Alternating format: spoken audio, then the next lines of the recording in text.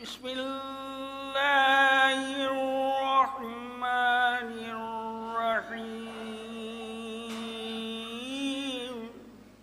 شروع نام سے اللہ کے جو بہت رحم کرنے والا بڑا مہربان ہے۔ الرحمن،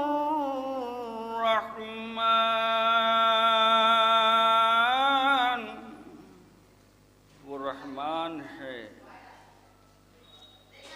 علم القرآن،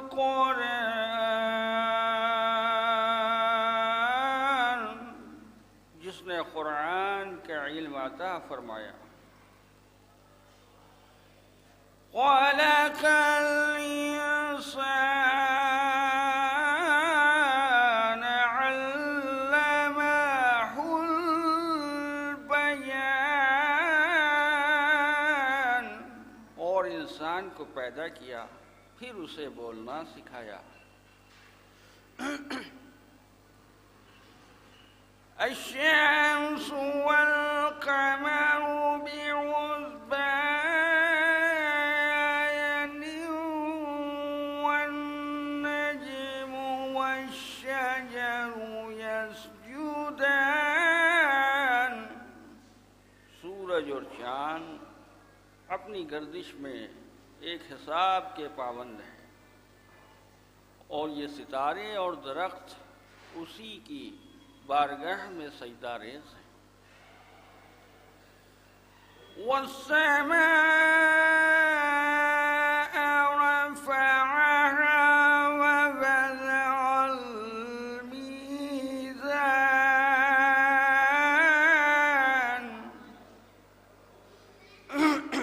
اور اسی نے آسمان کو بلندی پر رکھ کر ایک میزان قائم کر دیا۔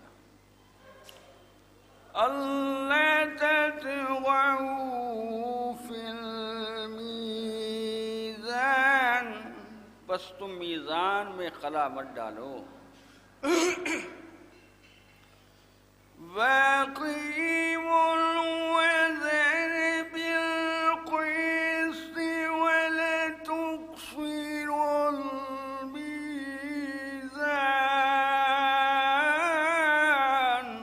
اور انصاف کے ساتھ ٹھیک ٹھیک تولو، اور تول میں کم مت کرو۔ وَالْأَرْضَ وَضَعَهَا لِلْأَنَامِ فِيهَا فَاكِهَةٌ وَالنَّخْلُ ذَاتُ الْأَكْمَامِ،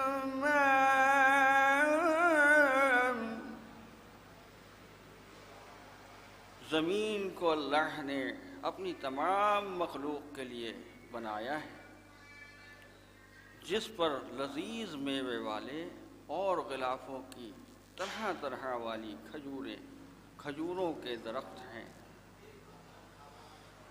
وَالْحَبُّ الْيَسْفِ وَالرَّيْحَانُ،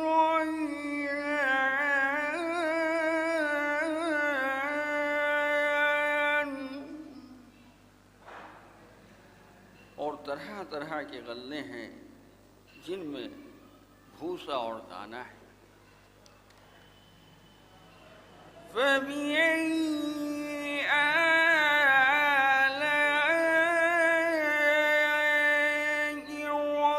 رَبِّكُمَا تُكَذِّبَانِ،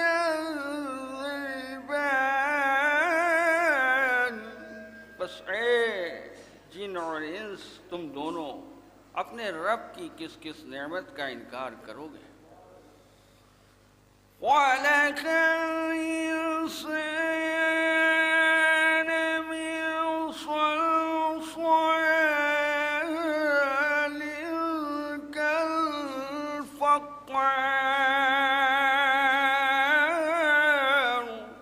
اسی نے انسان کو ٹھیکرے کی طرح کھڑکھڑاتی ہوئی مٹی سے پیدا کیا ہے۔ وَخَلَقَ الْجَانَّ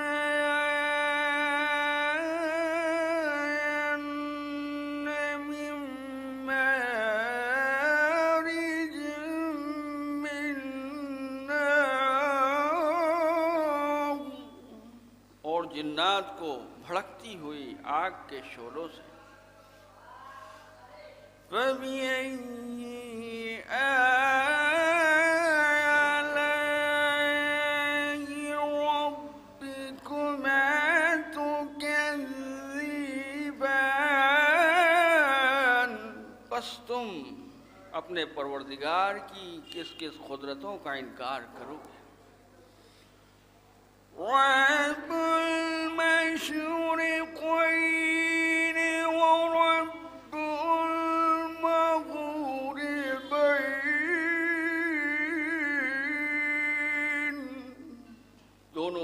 وہ دونوں مشرقوں اور دونوں مغربوں کا پالنے والا ہے۔ فَبِأَيِّ آلَاءِ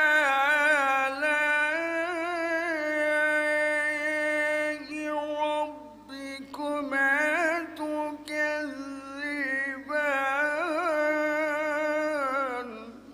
پس تم دونوں اپنے رب کی کس کس بات کا انکار کرو گے؟ مَرَجَ الْبَحْرَيْنِ يَلْتَقِيَانِ بَيْنَهُمَا بَرْزَخٌ لَّا يَبْغِيَانِ،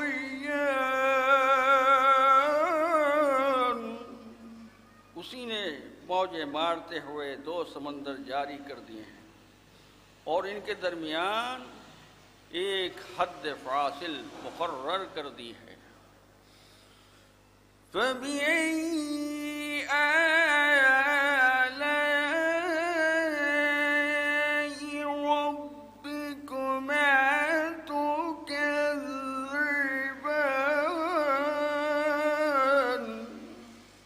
پس تم اپنے خدا کی کس کس چیز کے منکر بنو گے؟ يَخْرُجُ مِنْهُمَا اللُّؤْلُؤُ وَالْمَرْجَانُ،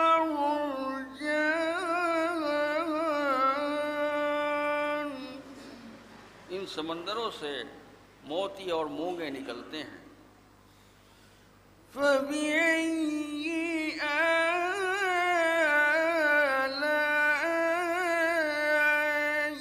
رَبِّكُمَا تُكَذِّبَانِ،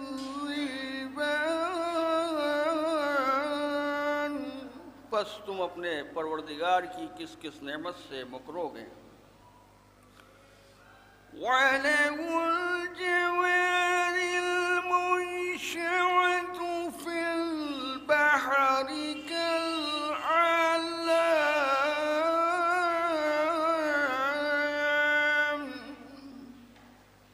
اور یہ جہاز اسی کے ہیں کہ جو سمندروں میں پہاڑوں کی طرح کھڑے ہوئے ہیں۔ فَبِأَيِّ آلَاءِ رَبِّكُمَا تُكَذِّبَانِ، پس تم اپنے رب کی کس کس نعمت کا انکار کرو گے؟ كُلُّ مَنْ عَلَيْهَا فَانٍ وَيَبْقَى وَجْهُ رَبِّكَ ذُو الْجَلَالِ وَالْإِكْرَامِ، یاد رکھو سب فنا ہو جانے والے ہیں اور باقی رہنے والا صرف تمہارے رب کا وجہ چہرہ ہے جو صاحب جلال و اکرام ہے۔ فَبِأَيِّ آلَاءِ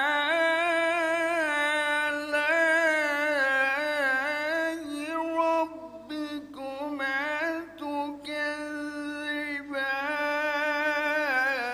بس تم اپنے پروردگار کی کن نعمتوں کا کہاں تک انکار کرو گے؟ يَسْأَلُهُ مَن فِي السَّمَاوَاتِ وَالْأَرْضِ كُلَّ يَوْمٍ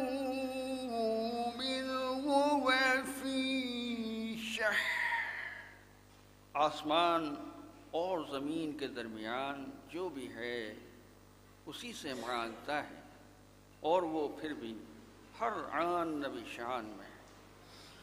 فَبِأَيِّ آلَاءِ رَبِّكُمَا تُكَذِّبَانِ، بس تم اپنے رب کی کس کس نعمت کو جھٹلاؤ گے۔ سَنَفْرُغُ لَكُمْ أَيُّهَ الثَّقَلَانِ،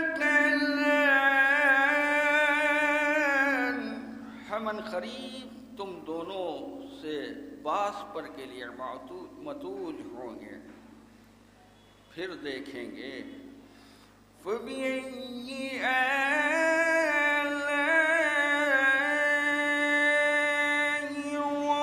رَبِّكُمَا تُكَذِّبَانِ، کہ تم اپنے رب کی کس کس بات کا انکار کرتے ہو۔ یا معشر الجن والانس ان استطعتم ان تنفذوا من اقطار السماوات والارض فانفذوا، اے گروہ جن و انس، اگر تم زمین و آسمان کی سرحدوں سے نکل کر بھاگ سکتے ہو تو بھاگ جاؤ، مگر تم نہیں بھاگ سکتے، اس کے لیے بڑی قوت چاہیے۔ لا تنفذون الا بسلطان، جو تم میں نہیں ہے۔ فَبِأَيِّ آلَاءِ رَبِّكُمَا تُكَذِّبَانِ، بس پھر تم اپنے رب کی کس کس قدرتوں کا انکار کرو گے۔ يُرْسِلُ عَلَيْكُمْ شُوَاظٌ مِّن نَّارٍ وَنُحَاسٌ فَلَا تَنتَصِرَانِ، اگر تم بھاگنے کی کوشش بھی کرو گے تو تم پر آگ کے شعلے اور دھواں چھوڑ دیا جائے گا جس کا تم مقابلہ نہ کر سکو گے۔ فَبِأَيِّ آلَاءِ رَبِّكُمَا تُكَذِّبَانِ، بس تم اپنے پروردگار کی کس کس قدرتوں کا انکار کرو گے۔ فَإِذَا انشَقَّتِ السَّمَاءُ فَكَانَتْ وَرْدَةً كَالدِّهَانِ،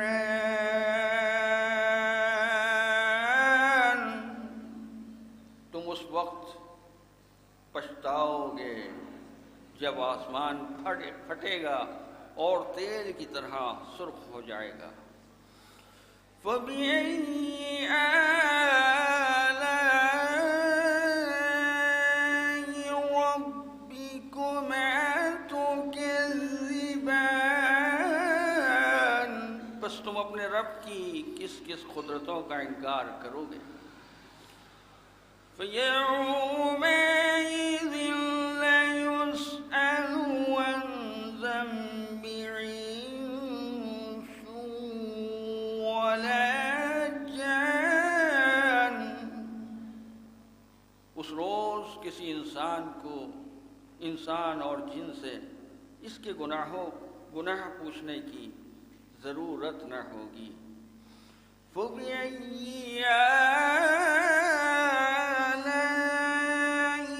رَبِّكُمَا تُكَذِّبَانِ،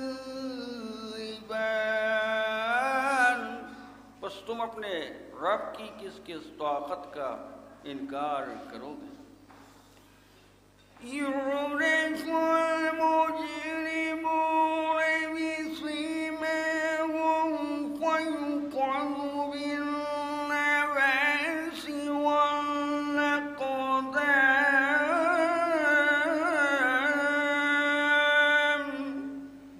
وہاں اپنے چہروں سے پہچان لیے جائیں گے اور سر تاپا پکڑے جائیں گے۔ فَبِأَيِّ آلَاءِ رَبِّكُمَا تُكَذِّبَانِ، بس تم اپنے رب کی کس کس بات کے منکر بنو گے۔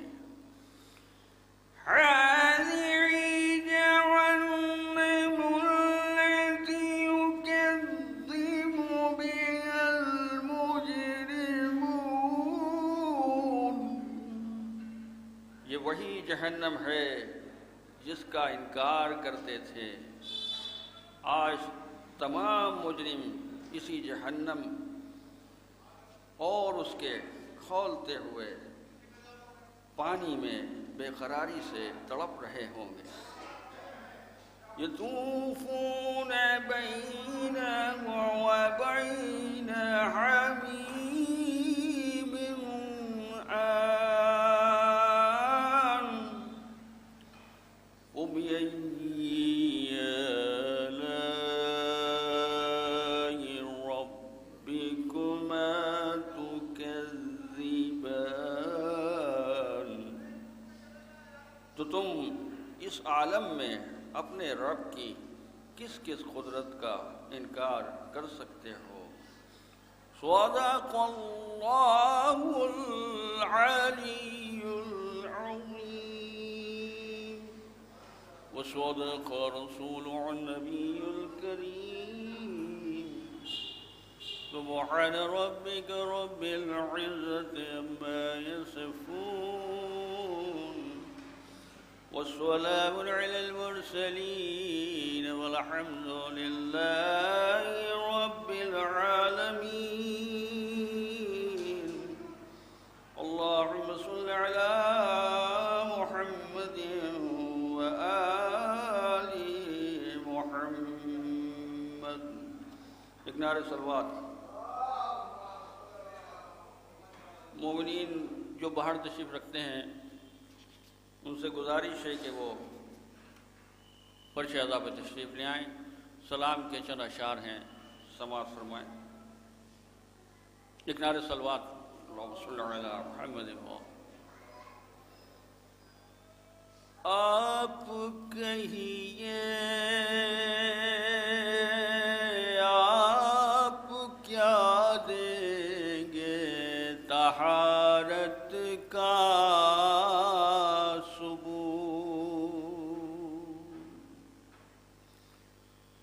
آپ کہیے آپ کیا دیں گے طہارت کا ثبوت،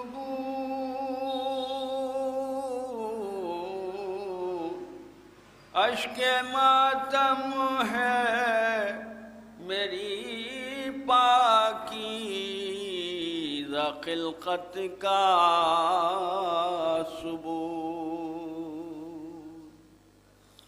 اشک ماتم ہے میری پاکیزہ خلقت کا ثبوت۔ اللہ اللہ آل پیغمبر کا ایسا مرتبہ،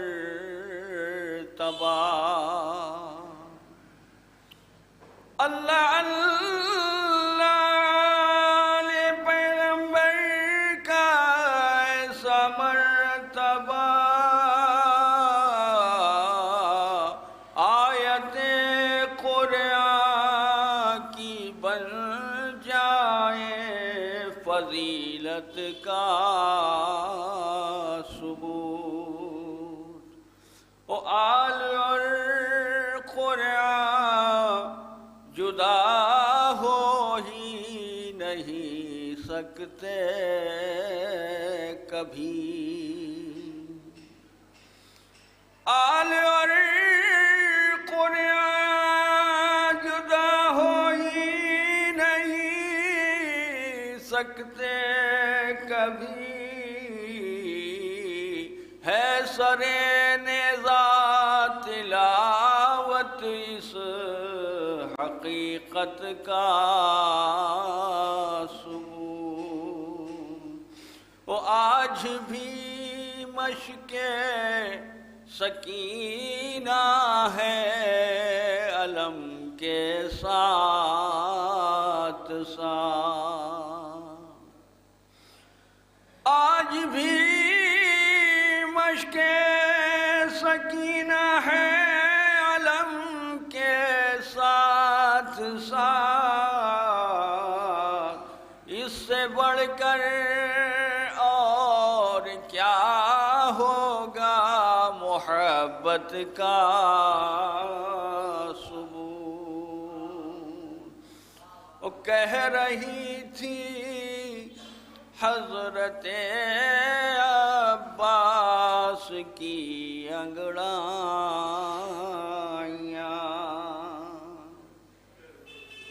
کہہ رہی تھی حضرت عباس کی انگڑائیاں،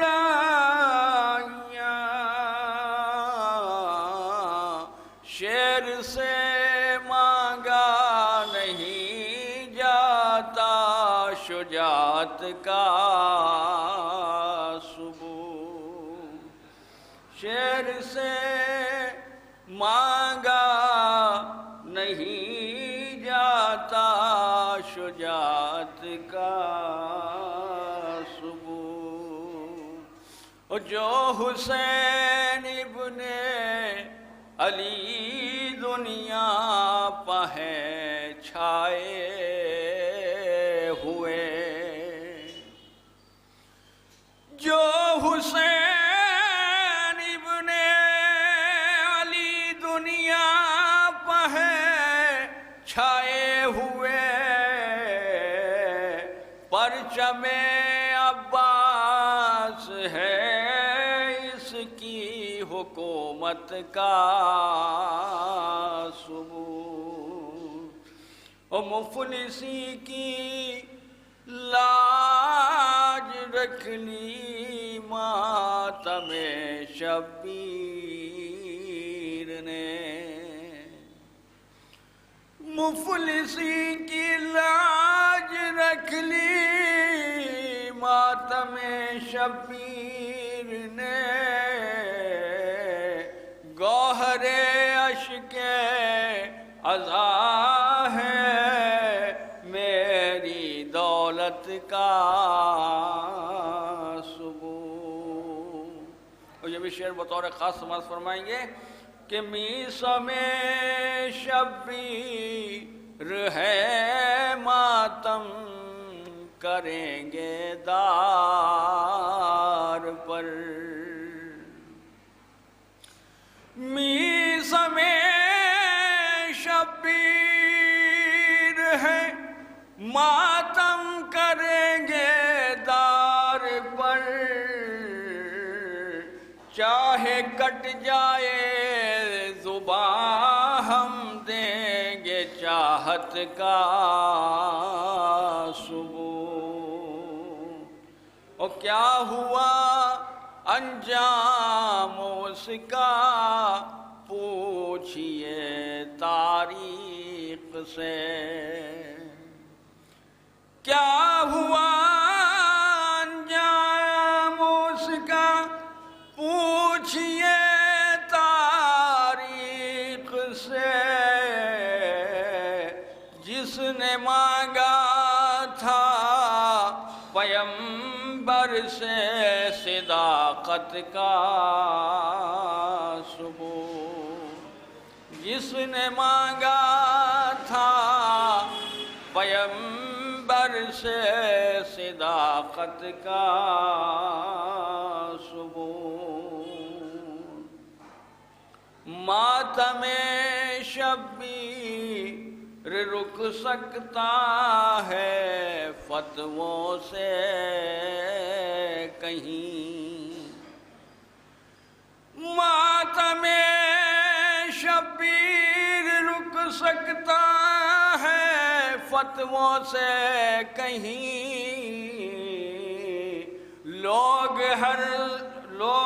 کیوں ہر سال دیتے ہیں جہالت کا ثبوت، لوگ کیوں ہر سال دیتے ہیں جہالت کا ثبوت، او ایسے ایسے چاہنے والے بھی ہیں شبیر کے،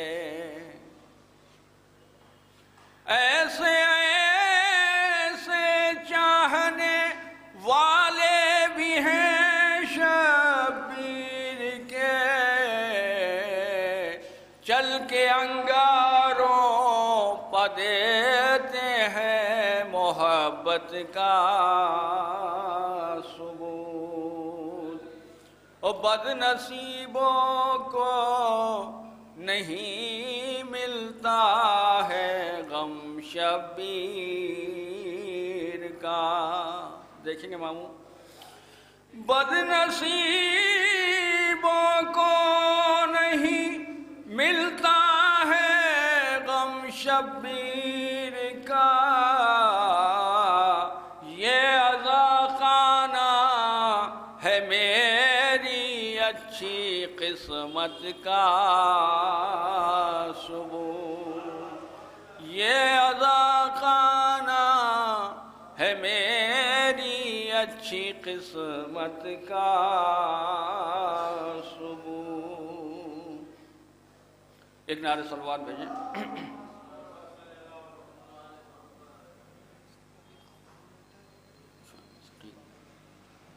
ایک نعرہ صلوات اور دو چار اشعار اور پیش کر دیں۔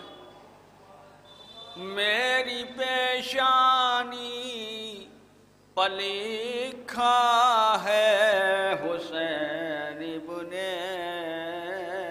علی، میری پیشانی پر لکھا ہے حسین ابن علی، بندہ پرور اور کیا ہوگا عبادت کا ثبوت، بندہ پرور اور کیا ہوگا عبادت کا ثبوت۔ اور یہ مقطع سماعت فرما لیں کہ کیا نہیں ہم کو دیا آصف غم شبیر نے، کیا نہیں ہم کو دیا آصف غم شبیر نے، ہے ہماری زندگی اس کی عنایت کا ثبوت۔ ایک نعرہ صلوات۔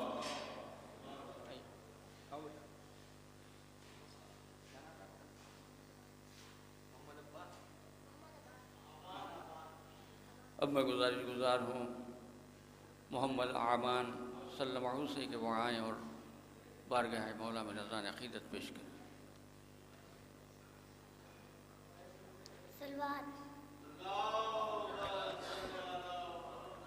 میرا خدا جسے اوجِ کمال دیتا ہے، میرا خدا جسے اوجِ کمال دیتا ہے، اسے بطول کی چوکھٹ پر ڈال دیتا ہے، اسے بطول کی چوکھٹ پر ڈال دیتا ہے۔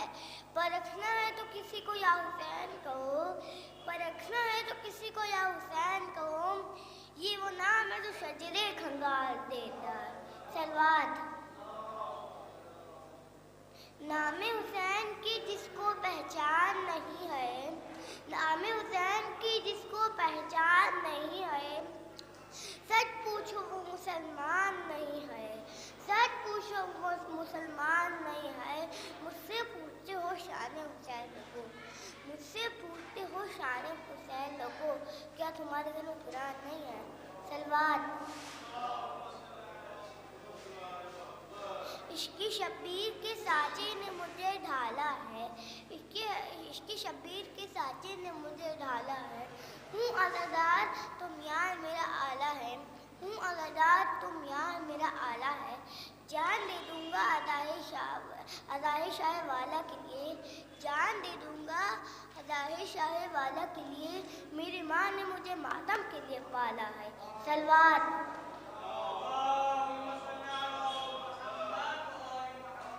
ممبر پر بیٹھ کر نہ سیاست بیان کر، ممبر پر بیٹھ کر نہ سیاست بیان کر، دم ہے تو فاطمہ کی شہادت بیان کر، دم ہے تو فاطمہ کی شہادت بیان کر۔ شامل تھے جتنے لوگ بھی زہرا کے قتل میں، شامل تھے جتنے لوگ بھی زہرا کے قتل میں، ان سب کا نام لے کر روایت بیان کرتا ہے۔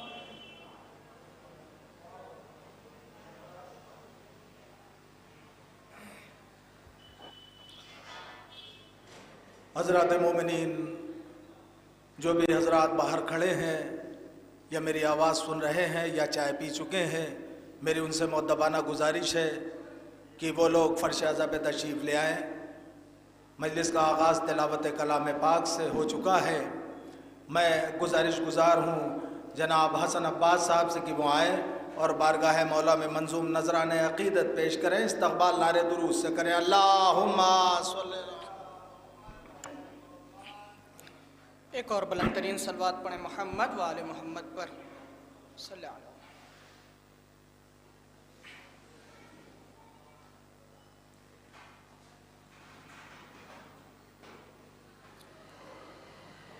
حاضر کر رہا ہوں، بطور خاص ملاحظہ کریں، امام زمانہ کے حوالے سے ایک مسدس کے 2-3 بند حاضر کر رہا ہوں۔ قبلہ کے ہٹا دو اے میرے مولا حجاب غیبت کو، ہٹا دو اے میرے مولا حجاب غیبت کو، زمانہ بھول گیا دین کو شریعت کو، سمجھ رہا ہے خدا مال و زر کو دولت کو، خدا کے دین میں شامل کیا سیاست کو، اور یزید وقت کو آ کر سبق سکھانا ہے، مزار فاطمہ زہرا تجھے بنانا ہے۔ یزید وقت کو آ کر سبق سکھانا ہے۔ بند حاضر کر رہا ہوں کہ وہ لے گا آ کے جناب بطول کا بدلہ، قدم قدم پہ وہ سبت رسول کا بدلہ، فروع دین کا دین کے اصول کا بدلہ، وہ 6 مہینے کے ننھے سے پھول کا بدلہ۔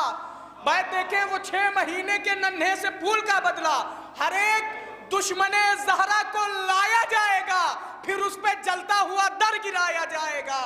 ہر ایک دشمن زہرا کو لایا جائے گا، پھر اس پہ جلتا ہوا در گرایا جائے گا۔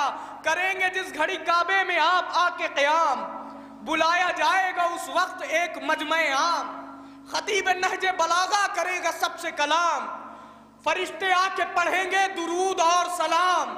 امام وقت یہ آتے ہی کام کر دیں گے، سقیفہ زادوں کا جینا حرام کر دیں گے۔ امام وقت یہ آتے ہی کام کر دیں گے، سقیفہ زادوں کا جینا حرام کر دیں گے۔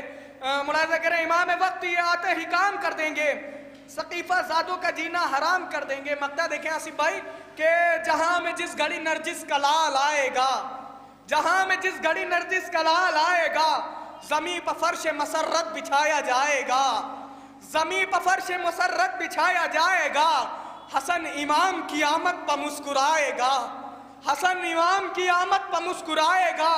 یہ جو کلام لکھا ہے انہیں سنائے گا، یہ جو کلام لکھا ہے انہیں سنائے گا۔ ملاحظہ کریں کہ سجے گی بزم مسرت کی بارشیں ہوں گی، سجے گی بزم مسرت کی بارشیں ہوں گی، فلک سے باخوشی رحمت کی بارشیں ہوں گی، فلک سے باخوشی رحمت کی بارشیں ہوں گی۔ ایک بلند ترین صلوات پڑھیں محمد و آل محمد پر۔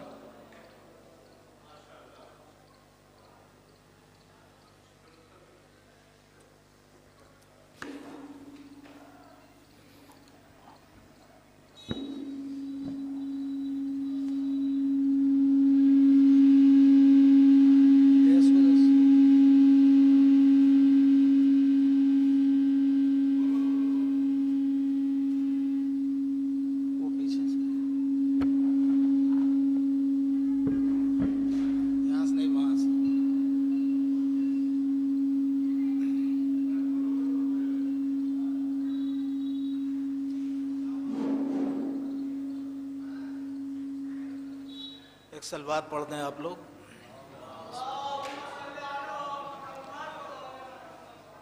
حضرات جناب یوسف حسین صاحب ایرا ہاسپٹل میں بھرتی ہیں. آپ مومنین حضرات سے دعا کی گزارش ہے کہ آپ ان کے صحت کے لیے دعا کریے. ایک سلوات اور پڑھ دیں آپ لوگ.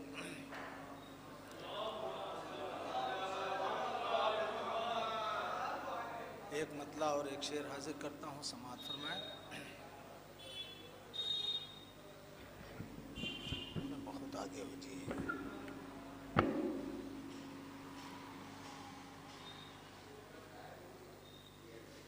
کہ غم حسین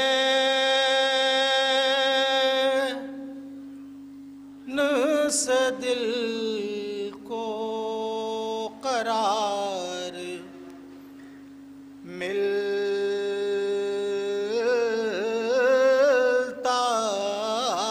ہے.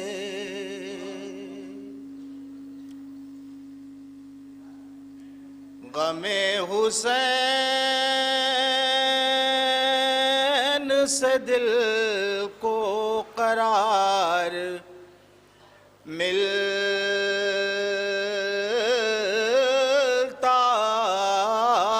ہے. ان آنسوؤں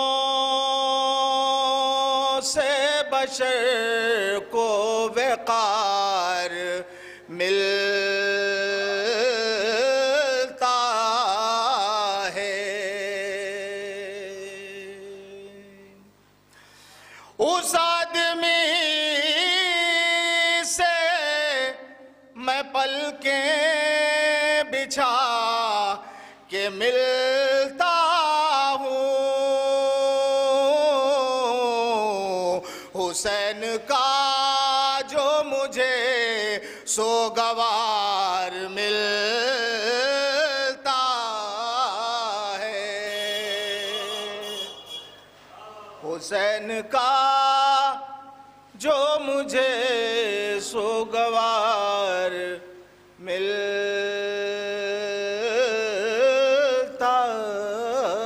ہے. اور ایک مطلع ایک شعر اور حاضر کرتا ہوں، سماعت فرمائیں. دیکھیے گا، سماعت فرمائیں.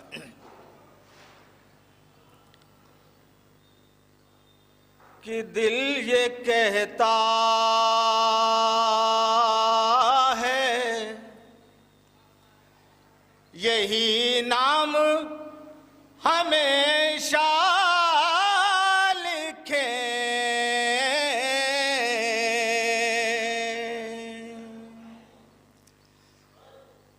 کربلا لکھیں، نجف لکھیں، مدینہ لکھیں.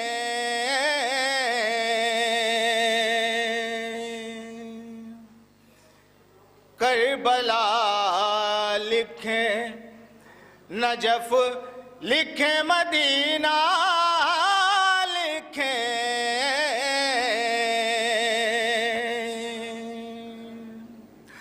کیسے بتلائیے ہم جھوٹے کو سچا لکھیں. غیر ممکن ہے اندھیرے کو اجالا لکھیں. غیر ممکن ہے اندھیرے کو اجالا لکھیں. ایک سلوات کا سہارا دے دیں آپ لوگ.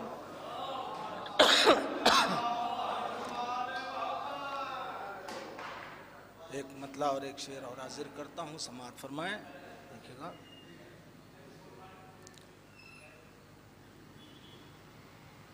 کہ ایک خلیل ایک سلوات پڑھ دیں آپ لوگ.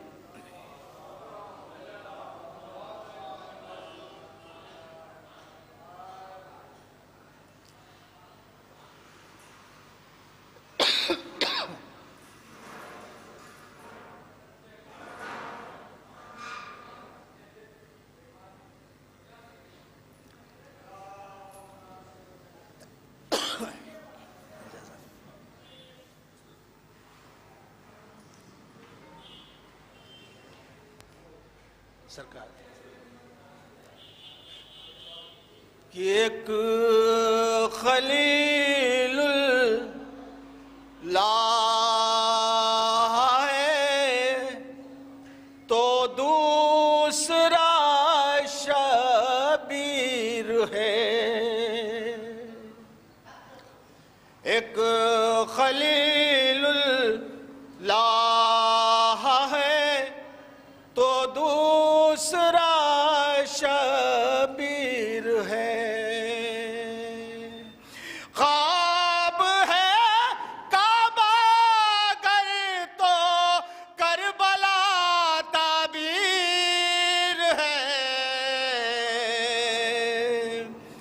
خواب ہے کعبہ اگر تو کربلا تعبیر ہے، اور کربلا کی خاک سن 61 سے پہلے خاک تھی سرکار، کربلا کی خاک سن 61 سے پہلے خاک تھی، اب وہ دنیا کے مریضوں کے لیے اکسیر ہے، اب وہ دنیا کے مریضوں کے لیے اکسیر ہے۔ اور ایک مطلع ایک شعر اور حاضر کرتا ہوں، سماعت فرمائیں، ایک سلوات پڑھ دیں آپ لوگ، ایک مطلع 2-3 شعر جلدی جلدی حاضر کرتا ہوں، سرکار تشریف لا چکے ہیں۔ یہ مرحلہ میرے لیے دشوار بہت ہے،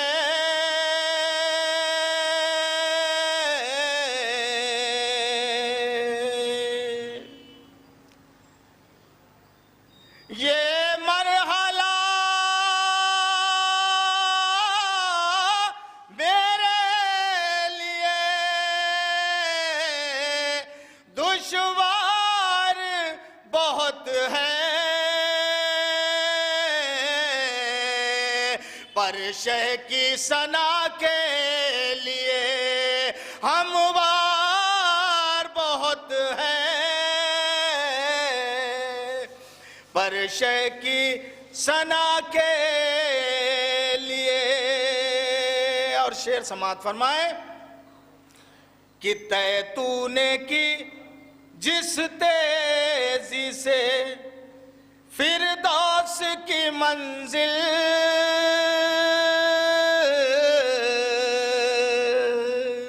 شعر دیکھیے گا، طے تو نے کی جس تیزی سے، طے تو نے کی جس تیزی سے فردوس کی منزل، اے حر جری تیری تو رفتار بہت ہے، اے حر جری تیری تو۔ اور یہ بھی شعر دیکھے گا کہ پھٹ جاتا ہے آواز سے دشمن کا کلیجہ،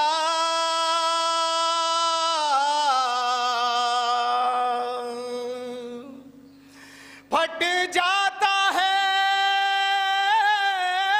آواز سے دشمن کا کلیجہ، عابد تیری زنجیر میں جھنکار بہت ہے، عابد تیری زنجیر میں۔ اور آخری شعر اس سلسلے کا سماعت فرمائیں کہ بیعت طلب کرتا ہے پہ سر سے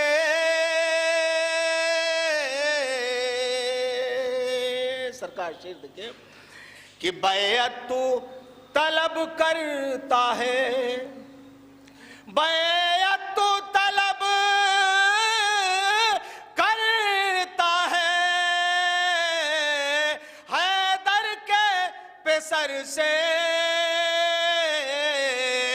شبیر کے بے شیر کا انکار بہت ہے،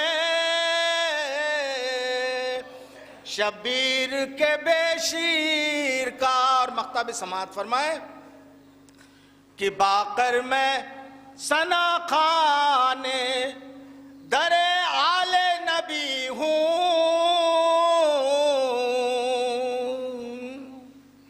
باقر میں ثنا خان در آل نبی ہوں، میرے لیے اس فقر کا اظہار بہت ہے، میرے لیے اس فقر کا۔ میں گزارش گزار ہوں محترم اثر نصیر آبادی صاحب سے کہ وہ آئیں اور بارگاہ مولا میں منظوم نذران عقیدت پیش کریں، استقبال نعرہ درود سے کریں۔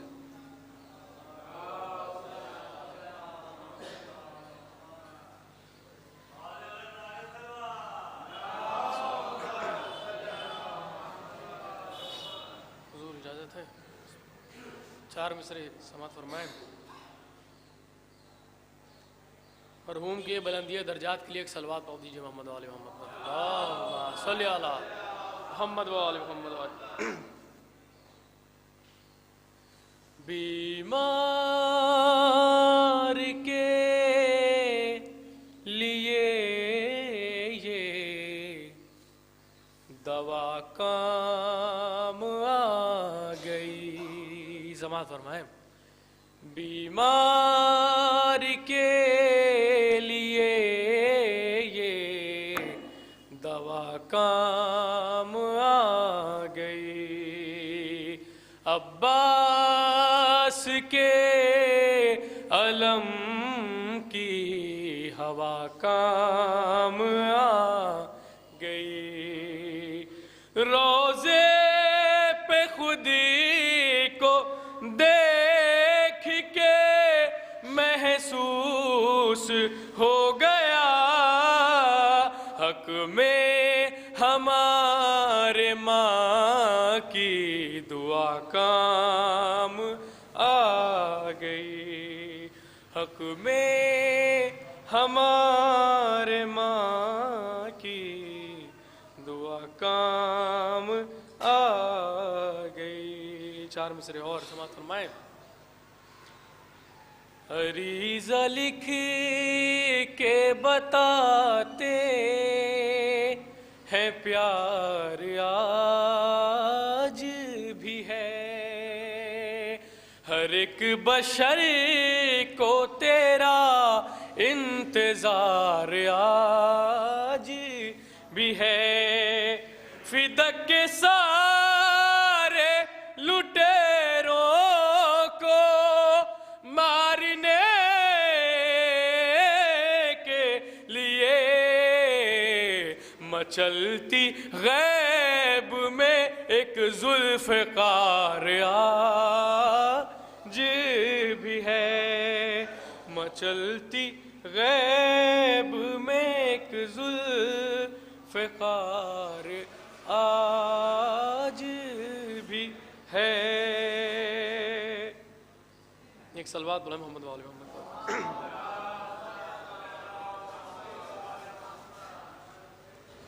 مولانا معصوم تشریف لا چکے ہیں، 2 قطعات آخری میں پیش کر رہا ہوں، سماعت فرمائیں۔ حکم خدا سے پردہ اٹھانے کی دیر ہے، حکم خدا سے پردہ اٹھانے کی دیر ہے، جلوہ زمانے بھر کو دکھانے کی دیر ہے، باغ فدکی کا ہوگا اسی روز فیصلہ، غیبت سے بس امام کے آنے کی دیر ہے، غیبت سے بس امام کے آنے کی دیر ہے۔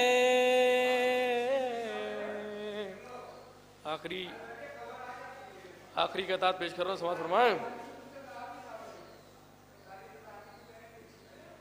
چمن میں آل نبی کے گلاب آئے گا۔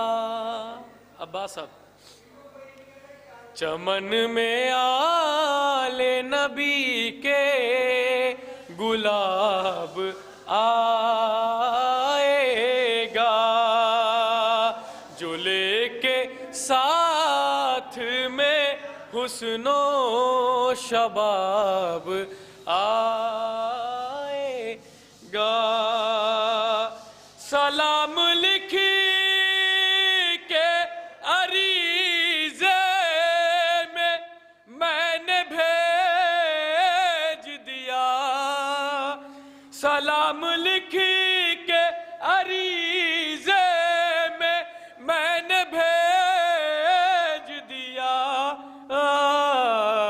ہمیں یقین ہے ان کا جواب آئے گا، ہمیں یقین ہے ان کا جواب آئے گا۔ صلوات علی محمد وآل محمد۔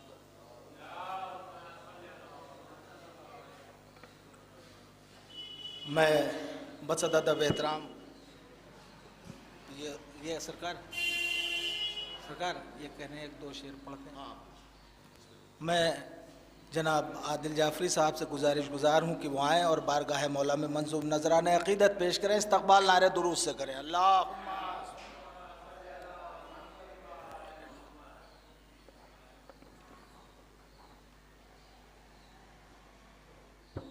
مولا کائنات کے حوالے سے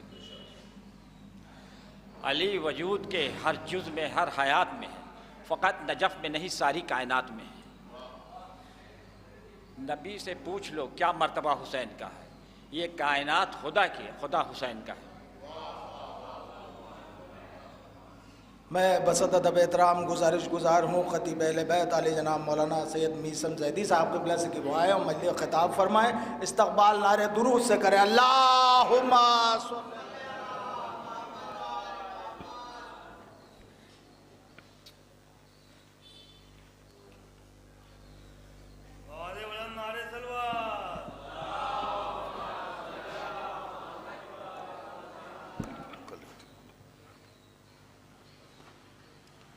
آپ حضرات تھوڑا ادھر تشریف لائیں، آگے اور تھوڑا آ جائیے، آپ لوگ بھی آ جائیے آگے۔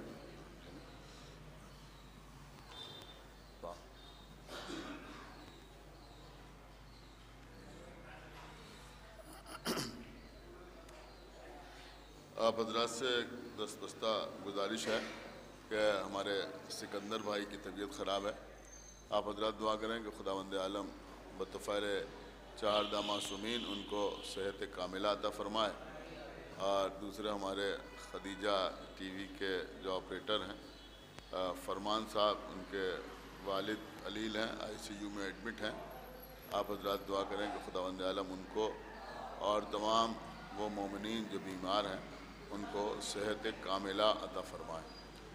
ایک مرتبہ سورہ حمد اور 3 مرتبہ سورہ اخلاص کی تلاوت فرما کر سید اقبال مہدی زیدی ابن محمد ہادی کے نام۔ الحمدللہ رب العالمین الرحمن الرحیم اهدنا الصراط المستقيم صراط الذين أنعمت عليهم غير المغضوب عليهم ولا الضالين۔ بسم الله الرحمن الرحيم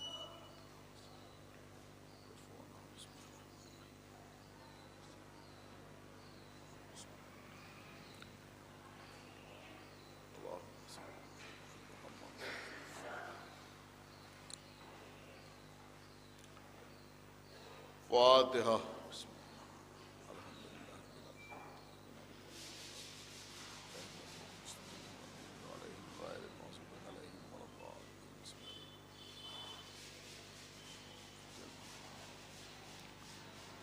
اعوذ باللہ السمیع العلی العظیم من الشیطان اللعین الرجیم. بسم اللہ الرحمن الرحیم. الحمد للہ الذی ہدانا لہذا وما كنا لنهتدي لولا ان هدانا الله. لقد جاءت رسل ربنا بالحق. الصلاة والسلام على صاحب الدين والإسلام والحل والحرام والركن والمقام والصلاة والصيام والسجود والقيام والشريعة والأحكام والحجة والبرهان والمحبة والعرفان والحق والبيان والكتاب والقرآن. سيدنا ونبينا وشفيعنا ومولانا ومولى الثقلين جد الحسن والحسين أبي القاسم محمد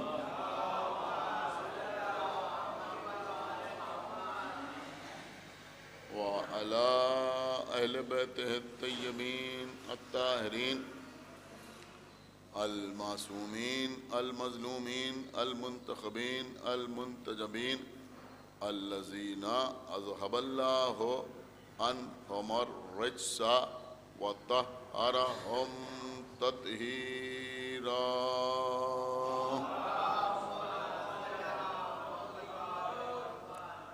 ولعنة الله على أعدائهم وقتلتهم وغاصبي حقوقهم ومنكري فضائلهم ومصائبهم أجمعين من الآن إلى يوم الدين. أما بعد فقد قال الله سبحانه تبارك وتعالى في كتابه المجيد وفرقانه الحميد وقوله الحق. بسم الله الرحمن الرحيم. الف لام میم ذالک الکتاب لا ریب فیہ ھدی للمتقین الذین یؤمنون بالغیب ویقیمون الصلاۃ ومما رزقناہم ينفقون. صلوات محمد.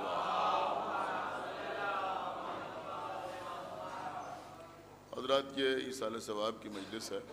آج کوئی تعطیل کا دن نہیں ہے.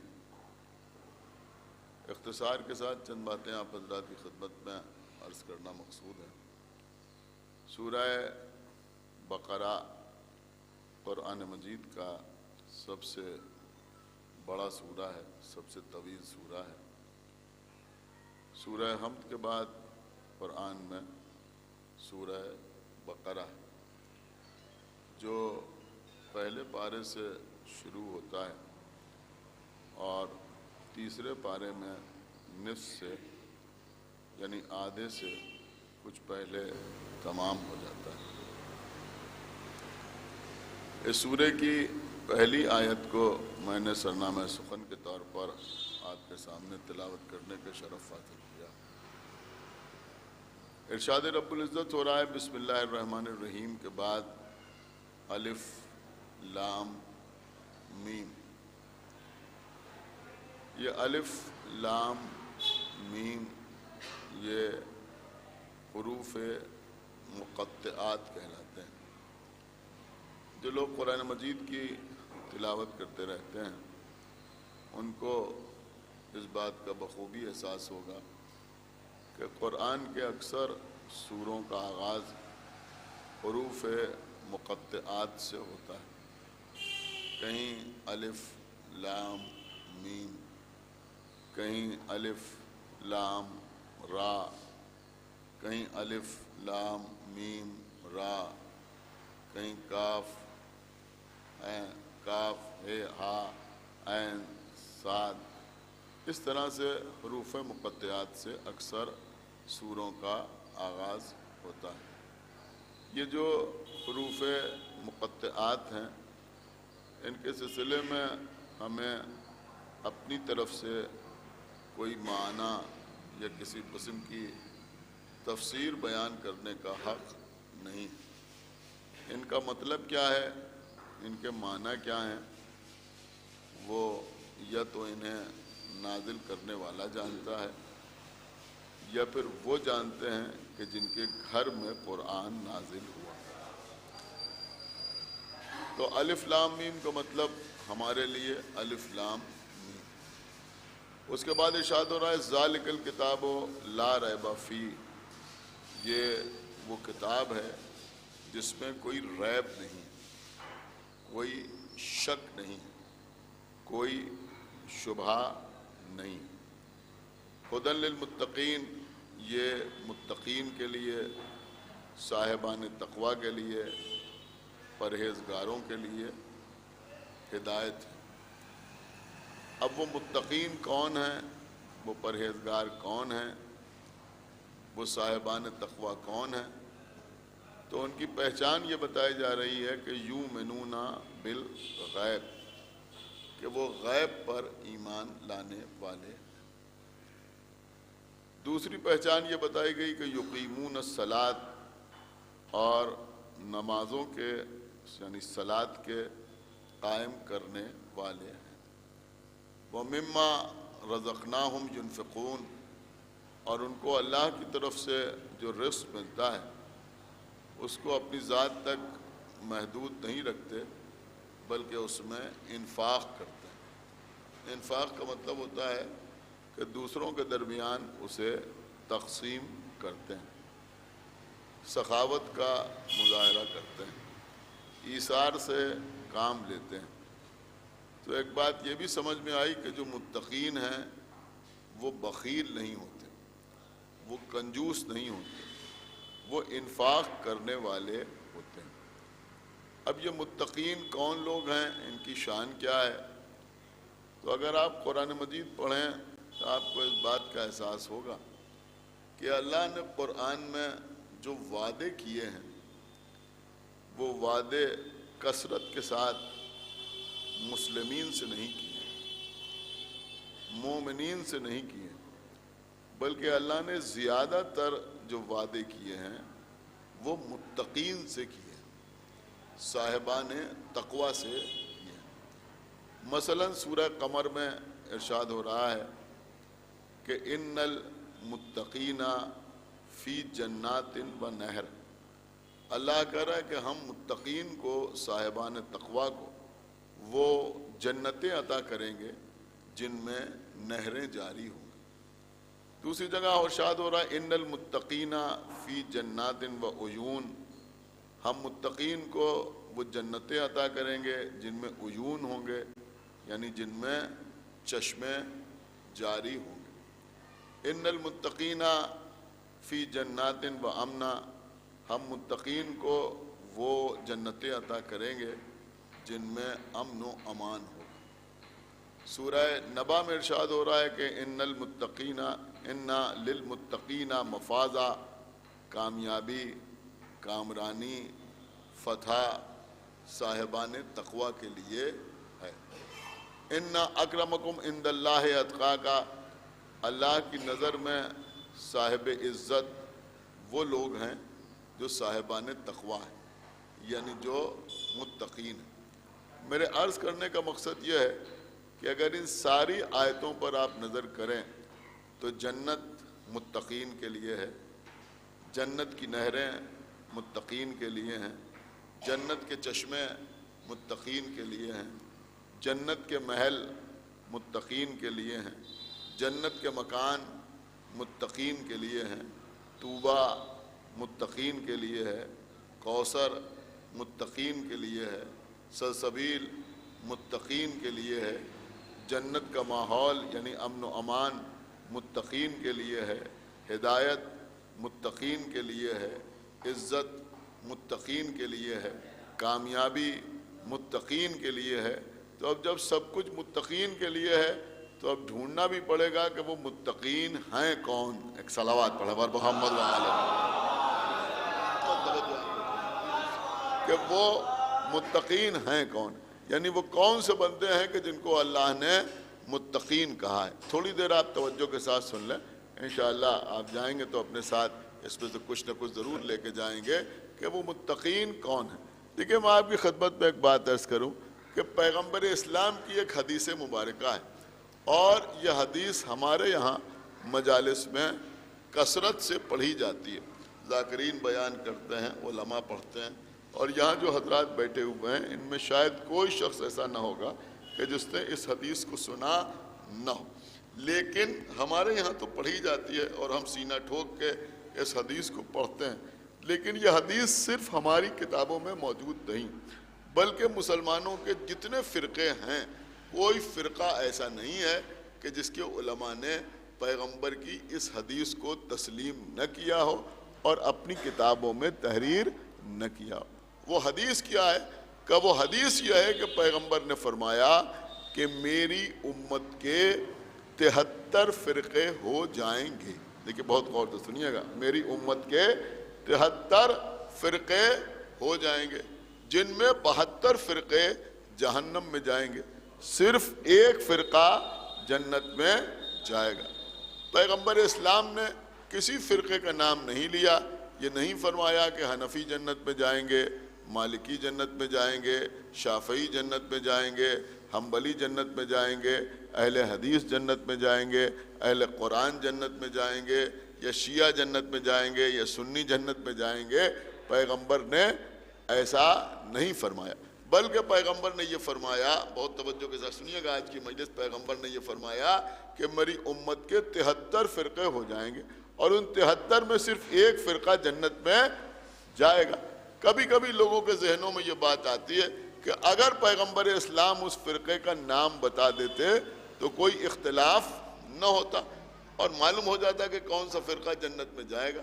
لیکن یہاں سمجھدار حضرات بیٹھے ہوئے ہیں، میں عرض کروں گا کہ اگر پیغمبر اسلام اس فرقے کا نام بتا دیتے تب بھی اختلاف کم نہ ہوتا بلکہ کنفیوژن اور بڑھ جاتا. اس لیے کہ اگر پیغمبر کہیں اس فرقے کا نام بتا دیتے تو آج ہر فرقے کا وہی نام ہوتا. ایک صلوات پڑھے بر محمد و آل محمد. سمجھ رہا؟ ایک صلوات اور پڑھ دے بر محمد و آل محمد. تو اللہ کے رسول نے نام نہیں بتایا، صرف یہ کہا کہ ایک فرقہ جنت میں جائے گا. لیکن جیسے میں ابھی آپ کی خدمت میں عرض کر رہا تھا کہ پیغمبر نے فرقے کا نام تو نہیں بتایا، لیکن اللہ نے قرآن میں واضح طور پر یہ بتایا کہ جو جنت میں جائیں گے وہ کون ہوں گے؟ کہ وہ متقین ہوں گے. کچھ غور کیا آپ نے؟ جو جنت میں جائیں گے وہ متقین ہوں گے. تو اب سمجھ میں آیا کہ جو فرقہ بھی جنت میں جائے گا اسی فرقے کے افراد اس لائق ہوں گے کہ متقین کہلائیں. اس لیے کہ اللہ کہہ رہا ہے کہ متقین جنت میں جائیں گے اور نبی کہہ رہے ہیں کہ ایک ہی فرقہ جنت میں جائے گا. تو اب ماننا پڑے گا کہ 72 فرقوں کے افراد متقین نہیں ہوں گے، کوئی ایک فرقہ ایسا ہے کہ جس کے افراد متقین ہوں گے. دیکھیں بالکل جیسے الجبرک ایکسپریشن کو سالو کیا جاتا ہے، بالکل اسی طرح سے میں آپ کی خدمت میں عرض کر رہا ہوں تاکہ بچے کی سمجھ میں آ جائے. اب متقین کی پہچان کیا بتائی گئی؟ کہ بالکل آغاز قرآن میں متقین کی پہچان یہ بتائی جا رہی ہے کہ ہدن للمتقین الذین یؤمنون بالغیب. اللہ کہہ رہا ہے کہ یہ قرآن متقین کے لیے ہدایت ہے اور ان متقین کی پہچان یہ ہے کہ وہ غیب پر ایمان لاتے ہیں. دیکھیں آپ میری طرف متوجہ رہیں، وہ کاہے پر ایمان لاتے ہیں؟ غیب پر ایمان لاتے ہیں. تو اب پتہ چلا کہ متقین وہ ہیں کہ جو غیب پر ایمان لاتے ہیں. باقی جو صفات متقین کی بیان ہوئی وہ بعد میں بیان ہوئی. پہلی صفت یہ بیان ہوئی، یعنی یہ پہچان ہے، یہ شناخت ہے متقین کی کہ وہ غیب پر ایمان لانے والے ہیں. اب آپ کے گھر میں قرآن مجید رکھا ہوگا، آپ اس میں دیکھیں دیگر ترجمے جو علماء نے کیے ہیں، الگ الگ فرقوں کے افراد نے کیے ہیں، ان کو دیکھیں تو اب وہاں پر غیب کے مختلف معنی بیان ہوتے ہیں کہ غیب سے مراد کیا ہے. کوئی کہتا ہے غیب سے مراد اللہ ہے، اللہ نے تو غیب کا لفظ استعمال کیا ہے، کوئی کہتا ہے غیب سے مراد اللہ ہے، کوئی کہتا ہے نہیں غیب سے مراد جنت ہے، کوئی کہتا ہے غیب سے مراد کوثر ہے، کوئی کہتا ہے غیب سے مراد طوبہ ہے، کوئی کہتا ہے غیب سے مراد جبرائیل ہے، کوئی کہتا ہے غیب سے مراد میکائیل ہے، کوئی کہتا ہے غیب سے مراد ملک الموت ہے، کوئی کہتا ہے غیب سے مراد قیامت ہے، اور بہرحال یہ ساری چیزیں غیب ہیں، اس سے کوئی انکار بھی نہیں ہے۔ کوئی کہتا ہے غیب سے مراد ادریس ہے، کوئی کہتا ہے غیب سے مراد عیسیٰ ہے، کوئی کہتا ہے غیب سے مراد خضر ہے، غیب سے مراد قیامت ہے، اور یہ ساری چیزیں ایسی ہیں کہ جو ہم کو دکھائی نہیں دیتی۔ سارے مسلمانوں کا عقیدہ ہے کہ جناب عیسیٰ غیب ہیں، وہ دنیا سے چلے گئے، اللہ نے ان کو چرخ چہارم پر بلا لیا، لوگوں نے کسی اور کو سولی دے دی اور اللہ نے جناب عیسیٰ کو چرخ چہارم پر بلا لیا، وہ زندہ سلامت ہے، تو اس لیے وہ غیب ہے۔ تو اب غیب سے مراد یہ، غیب سے مراد یہ، غیب سے مراد یہ، غیب سے مراد یہ، دیکھیں یہیں ابھی فیصلہ ہو جائے گا۔ تو اس کا مطلب یہ ہوا کہ الگ الگ لوگ غیب کے الگ الگ معنی بیان کر رہے ہیں، لیکن یہاں پر کہا کیا جا رہا ہے کہ متقین وہ ہیں کہ جو غیب پر ایمان لانے والے ہیں۔ دیکھیں میں بات کیا آپ کی خدمت میں عرض کر رہا، اب اس سے کوئی انکار نہیں ہے کہ جنت غیب ہے، کوثر غیب ہے، اللہ غیب ہے، جبرائیل غیب ہے، اس سے کوئی انکار نہیں ہے، نہ ہم کر سکتے ہیں نہ آپ کر سکتے ہیں۔ لیکن اس پرٹیکولر آیت میں، یعنی سورہ بقرہ کی پہلی آیت میں جہاں یہ کہا جا رہا ہے کہ متقین غیب پر ایمان لاتے ہیں، یہاں پر غیب سے مراد کیا ہے؟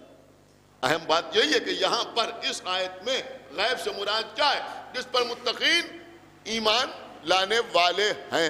اب یہیں سے فیصلہ ہو جائے گا۔ دیکھیں قبلہ غیب پر ایمان لاتے ہیں متقین، اور اللہ کہہ رہا ہے کہ متقین جنت میں جائیں گے۔ ایک جگہ نہیں کہہ رہا ہے، قرآن مجید میں بار بار اللہ کہہ رہا ہے کہ متقین جنت میں جائیں گے۔ پیغمبر اسلام یہ فرما رہے ہیں کہ میری امت کے 73 فرقے ہو جائیں گے، جن میں ایک فرقہ جنت میں جائے گا، 72 جہنم میں جائیں گے۔ میں سمجھتا ہوں کہ اب یہیں سے سمجھدار حضرات اپنا راستہ اختیار کر سکتے ہیں۔ رسول کہہ رہا ہے ایک فرقہ جنت میں جائے گا، اللہ کہہ رہا ہے متقین جنت میں جائیں گے، اور قرآن کہہ رہا ہے کہ متقین غیب پر ایمان لانے والے ہیں۔ اب آپ مجھے بتائیں کہ اگر غیب سے مراد اللہ ہے، اس آیت میں اگر غیب سے مراد اللہ ہے تو ایک فرقہ مانتا ہے یا سب مانتے ہیں؟ بولیے بھائی میں کیا عرض کر رہا ہوں، خدا کے لیے تھوڑا بیدار ہو جائیں۔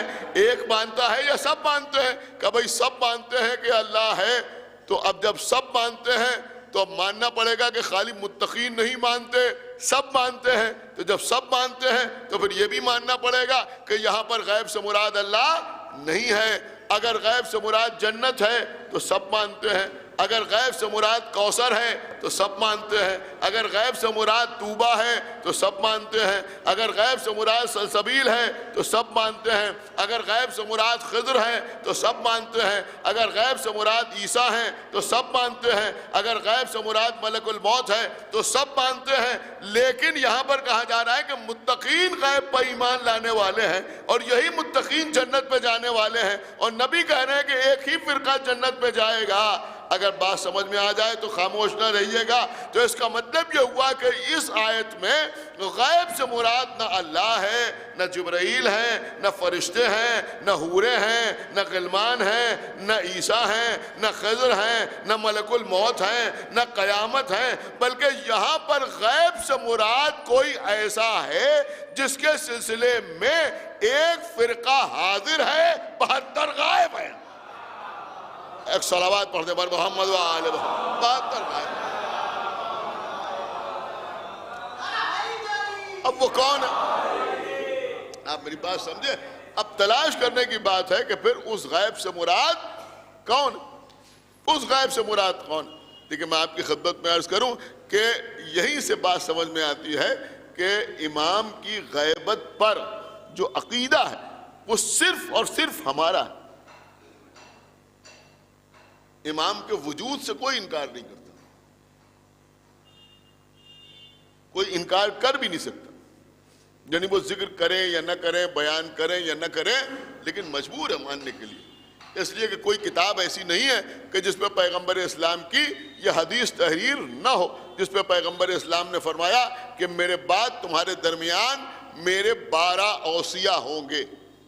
الگ الگ الفاظ ہیں, الگ الگ روایتوں میں, الگ الگ احادیث میں الگ الگ الفاظ ہیں. نبی نے فرمایا 12 اوصیہ ہوں گے, کہیں فرمایا 12 اولیاء ہوں گے, کہیں فرمایا 12 خلفاء ہوں گے, کہیں فرمایا کہ 12 امام ہوں گے.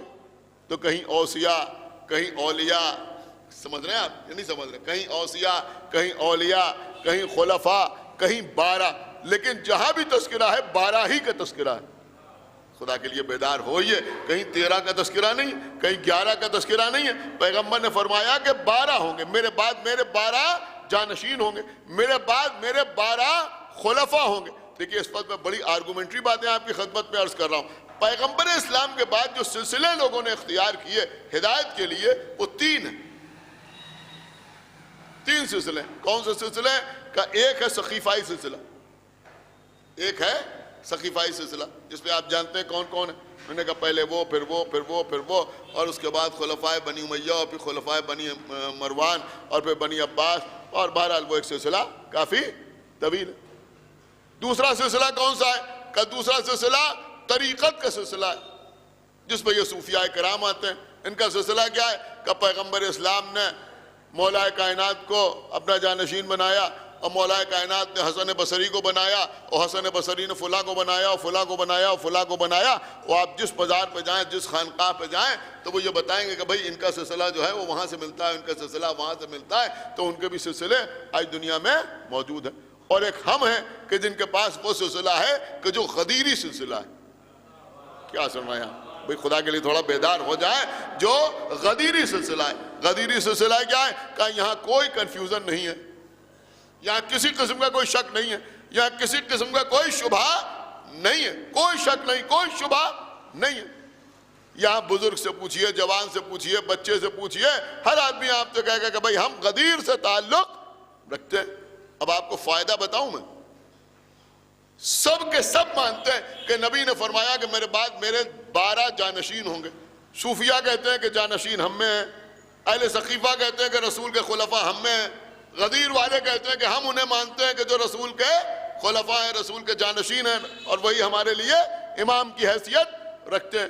لیکن فرق میں آپ کی خدمت میں عرض کروں, یہ بھی سب مانتے ہیں, صحیح مسلم میں بھی لکھا ہے, دیگر کتابوں میں بھی لکھا ہے کہ رسول نے فرمایا میرے بعد 12 ہوں گے, وہ خلیفہ ہوں گے, اوصیہ ہوں گے, امام ہوں گے, جو بھی ہوں گے 12 ہوں گے.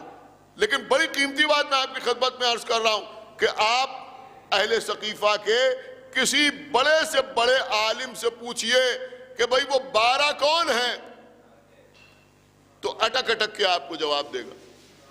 آپ غور نہیں کر رہا میں کیا عرض کر, اٹک اٹک کے آپ کو جواب دے گا.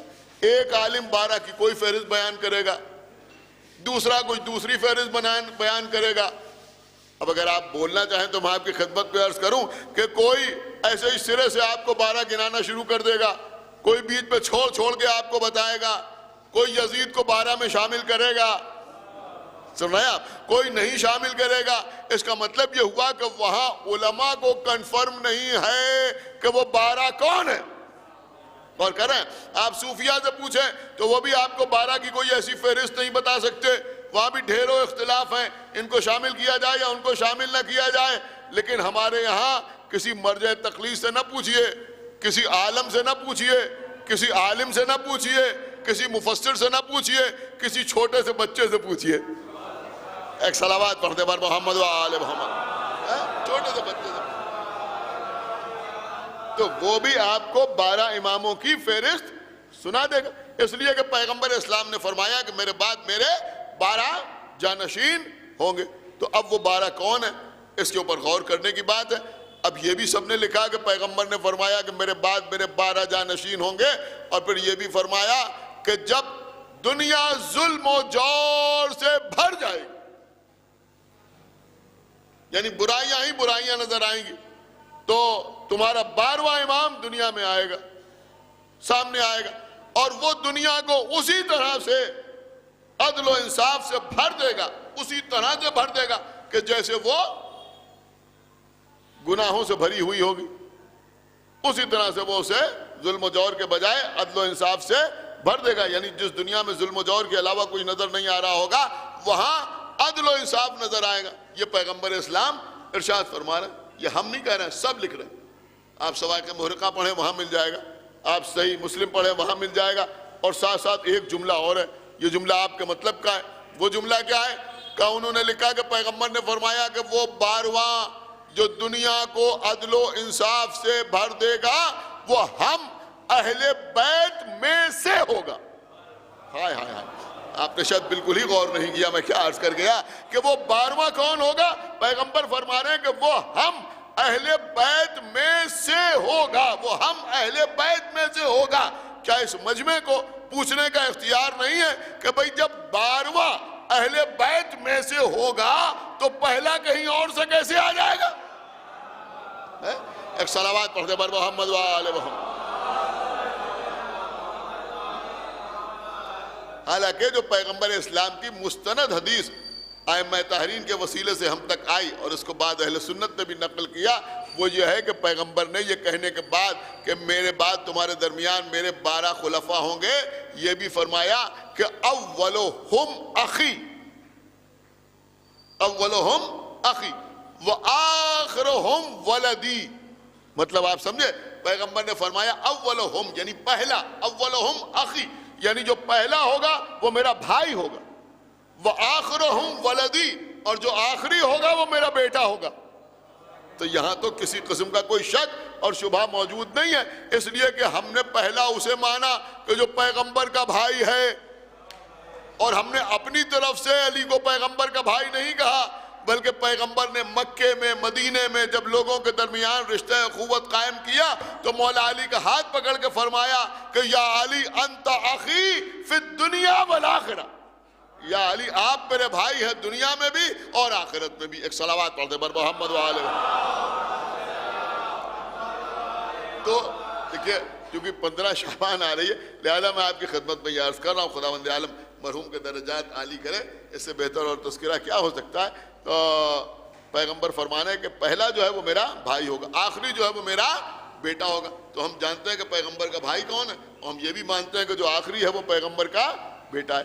اب سنیے عزیزو، کتاب سوائق محرقہ، سوائق محرقہ وہ کتاب ہے جو ہماری اور آپ کی مخالفت میں لکھی گئی، محبت میں نہیں لکھی گئی، مخالفت میں لکھی گئی.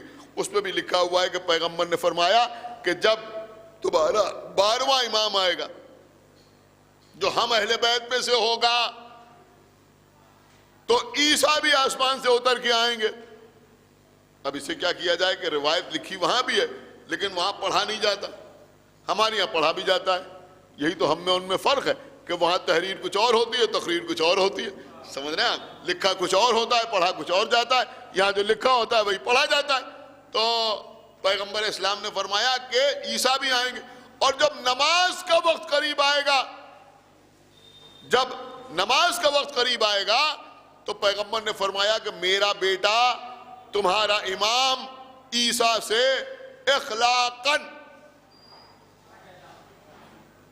مروتاً لحاظاً، کیا سن رہے ہیں آپ، یہ کہے گا کہ آپ نماز پڑھائیں تو عیسیٰ، اب یہ رسول کے جملے ہیں کہ عیسیٰ ہاتھ جوڑ کے کہیں گے کہ نماز آپ پڑھائیں، اس لیے کہ اس نماز کو آپ ہی کے لیے قائم کیا گیا ہے. اللہ اکبر. ایک صلوات پڑھتے بر محمد وآل محمد. دیکھیں آپ باقاعدہ متوجہ نہیں ہو رہا ہے، میں بڑی قیمتی باتیں آپ کی خدمت میں عرض کر رہا ہوں کہ عیسیٰ کہیں گے کہ اس نماز کو آپ ہی کے لیے قائم کیا گیا. دیکھیں ایک فیصلہ اور ہو گیا، وَمَا خَلَقْتُ الْجِنَّ وَالْإِنسَ إِلَّا لِيَعْبُدُونَ. اللہ کہہ رہا ہم نے جنوں اور انسانوں کو نہیں خلق کیا مگر اس لیے کہ وہ ہماری عبادت کریں. اس کا مطلب یہ ہوا کہ ہمیں عبادت کے لیے پیدا کیا گیا ہے. تو نماز عبادت ہے یا نہیں ہے؟ کہ عبادت نہیں بلکہ افضل عبادت ہے، روح عبادت ہے. سمجھ رہے ہیں آپ، ہر عبادت کا مسئلہ یہ ہے کہ کبھی نہ کبھی اس میں چھوٹ مل جاتی ہے. صحت اجازت نہ دے تو روزہ نہ رکھو، مفلس ہو تو حج پہ جانے کی ضرورت نہیں ہے، صاحب نصاب نہیں ہو تو زکوٰۃ کیا ادا کرو گے، کچھ بچت نہیں ہو رہی ہے تو خمس کیا نکالو گے، قوت و طاقت نہیں ہے تو جہاد کے میدان میں کیا جاؤ گے. لیکن نماز کسی حال میں معاف نہیں. کھڑے ہو کے نہیں پڑھ سکتے تو بیٹھ کے پڑھو، بیٹھ کے نہیں پڑھ سکتے تو لیٹ کے پڑھو. اشارے سے پڑھو. انتہا یہ ہے کہ ڈوب رہے ہو تو نیت کر لو نماز کی, تو نماز تو کسی حال میں معاف نہیں ہے. تو افضل عبادت ہے نماز. اللہ کہہ رہا ہم نے جن و انس کو نہیں خلق کیا مگر اس لیے کہ وہ ہماری عبادت کریں. تو کیا ہم یہ نہیں کہہ سکتے کہ انسان کو خلق کیا گیا ہے نماز کے لیے؟ سمجھے آپ, انسان کو خلق کیا گیا ہے نماز کے لیے. اور عیسیٰ کیا کہہ رہے ہیں کہ نماز آپ پڑھائیں, اس لیے کہ اس نماز کو آپ ہی کے لیے قائم کیا گیا ہے. تو بھیا ہم میں اور امام میں فرق یہ ہے, انسان وہ ہے جسے عبادت کے لیے خلق کیا گیا ہے, امام وہ ہے جس کے لیے عبادتوں کو قائم کیا گیا ہے. تو جناب عیسیٰ کہیں گے کہ آپ نماز پڑھائیں, تو پیغمبر نے فرمایا کہ تمہارا امام نماز پڑھائے گا اور عیسیٰ پیچھے کھڑے ہو کے نماز پڑھیں گے. اب یہ عیسیٰ کسی معمولی شخصیت کا نام تو ہے نہیں, اللہ کے نبی ہیں, مریم کے بیٹے ہیں, بغیر باپ کے پیدا ہوئے ہیں, کن فیکون کے مظہر ہیں. یہی تو قرآن میں کہا گیا ہے نا, کن فیکون کے مظہر ہیں, مسیح ہیں. کیا شان ہے جناب عیسیٰ کی. اللہ نے چرخ چہاروں پر اٹھا لیا ہے, بیماروں کو شفا دینے والے ہیں, مردوں کو زندہ کرنے والے ہیں. دم عیسیٰ کی ساری کائنات میں شہرت ہے. لیکن وہ عیسیٰ ہمارے 12ویں امام کے آگے کھڑے ہو کے نماز نہیں پڑھیں گے بلکہ پیچھے کھڑے ہو کے نماز پڑھیں گے.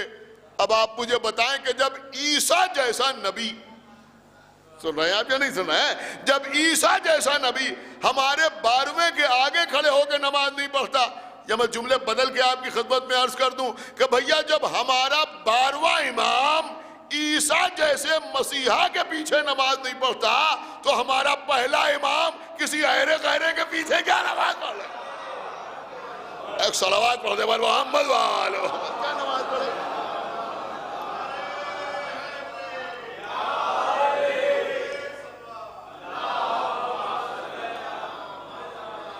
بس قبلہ نماز کا وقت بھی آ رہا ہے, میں بات کو تمام کر رہا ہوں. تو میرے عرض کرنے کا مقصد یہ ہے کہ یہ ہیں ہمارے آخری امام جن کا تذکرہ تو ہر جگہ ہے, لیکن جو غیب پہ ایمان ہے وہ صرف اور صرف ہمارا. اس لیے کہ باقی لوگ یہ کہتے ہیں کہ وہ پیدا ہوں گے, ہیں نہیں بلکہ پیدا ہوں گے. لیکن یہاں جو عقیدہ ہے وہ غیبت پر عقیدہ ہے, اور یہ غیبت پر عقیدہ بھی یوں ہی نہیں ہے. بس قبلہ بات تمام ہو رہی ہے. ایک بہت حسین سا نکتہ میں آپ کی خدمت میں عرض کروں, انشاءاللہ آپ اس کو محسوس ضرور کریں گے. ایک کتاب ہے محدث دہلوی کی, اس کتاب کا نام ہے سر الشہادتین. سر الشہادتین. اب بزرگوں کے لیے زیادہ وضاحت کی ضرورت نہیں ہے, لیکن ہم جب مجلس پڑھتے ہیں تو پیش نظر وہ بچے ہوتے ہیں جنہیں ٹھیک سے اردو نہیں آتی, لہذا کچھ وضاحتیں ضروری ہوتی ہیں. سر کہتے ہیں, سر کہتے ہیں راز کو. راز سمجھ گئے نا, سر کا مطلب ہوتا ہے راز, راز. اور اگر ایک ہو تو اسے شہادت کہتے ہیں, دو ہوں تو انہیں شہادتین کہتے ہیں. یعنی اگر ایک شہادت ہو تو اسے شہادت کہیں گے, دو ہوں گے تو شہادتین کہیں گے, دو سے زیادہ ہوں تو انہیں شہادات کہیں گے. تو سر الشہادتین یعنی دو شہادتوں کا راز. اب واضح ہو گیا نا. تو محدث دہلوی کی مشہور زمانہ کتاب ہے جس کا نام ہے سر الشہادتین. اس میں انہوں نے تحریر کیا ہے, بہت توجہ کے ساتھ سنیے, بڑی قیمتی بات ہے. انہوں نے لکھا ہے کہ اللہ نے کائنات میں جتنے نبی بھیجے, کسی نبی کو اللہ نے کوئی فضیلت ایسی نہیں دی جو اپنے آخری نبی کو عطا نہ کی. یعنی انبیاء میں تو ایسا ہوا کہ ایک صفت ایک کو ملی دوسرے کو نہ ملی, لیکن جتنی صفات اللہ نے انبیاء کو عطا کی وہ ساری صفات اپنے آخری نبی کو عطا فرمائیں. اگر آدم کو علم دیا تو انہیں شہر علم بنایا, اگر نوح کو صاحب سفینہ بنایا تو ان کے اہل بیت کو سفینہ قرار دیا, اگر ابراہیم کو اللہ نے خلیل بنایا تو انہیں حبیب بنایا، اگر موسیٰ کو اللہ نے ید بیضا عطا کیا تو ان کے ہاتھوں کو بھی معجزہ عطا کیا، پیروں کو بھی معجزہ عطا کیا، اگر اللہ نے جناب عیسیٰ کو مسیحا بنایا تو پیغمبر اسلام کو بھی اللہ نے مسیحا بنایا۔ تو اللہ نے جو صفات تمام انبیاء کو عطا کیے وہ پیغمبر کو بھی عطا فرمائے۔ ان کو تقویٰ ملا تو انہیں بھی تقویٰ ملا، ان کو ہیبت ملی تو انہیں بھی ہیبت ملی، ان کو زہد ملا تو انہیں بھی زہد ملا، ان کو علم ملا تو انہیں بھی علم ملا۔ کوئی ایسی صفت نہیں ہے کسی نبی کے پاس کہ جو اللہ نے پیغمبر کو عطا نہ کی۔ اب میں نہیں کہہ رہا ہوں، محدث دہلوی کہتے ہیں کہ لیکن اللہ نے بعض انبیاء کو شہادت کا درجہ عطا کیا۔ یہ تو جانتے ہیں نا، بعض انبیاء کو اللہ نے شہادت کا درجہ عطا کیا، تو شہادت بھی ایک سعادت ہے۔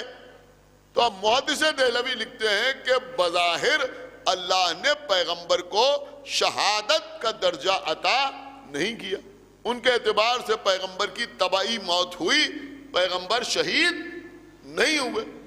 تو اب وہ کہتے ہیں کہ اب اگر یہ مان لیا جائے کہ اللہ نے پیغمبر کو شہادت کا درجہ عطا نہیں کیا، کیوں نہیں عطا کیا، اس کے بھی کچھ وجوہات انہوں نے تحریر کی ہے۔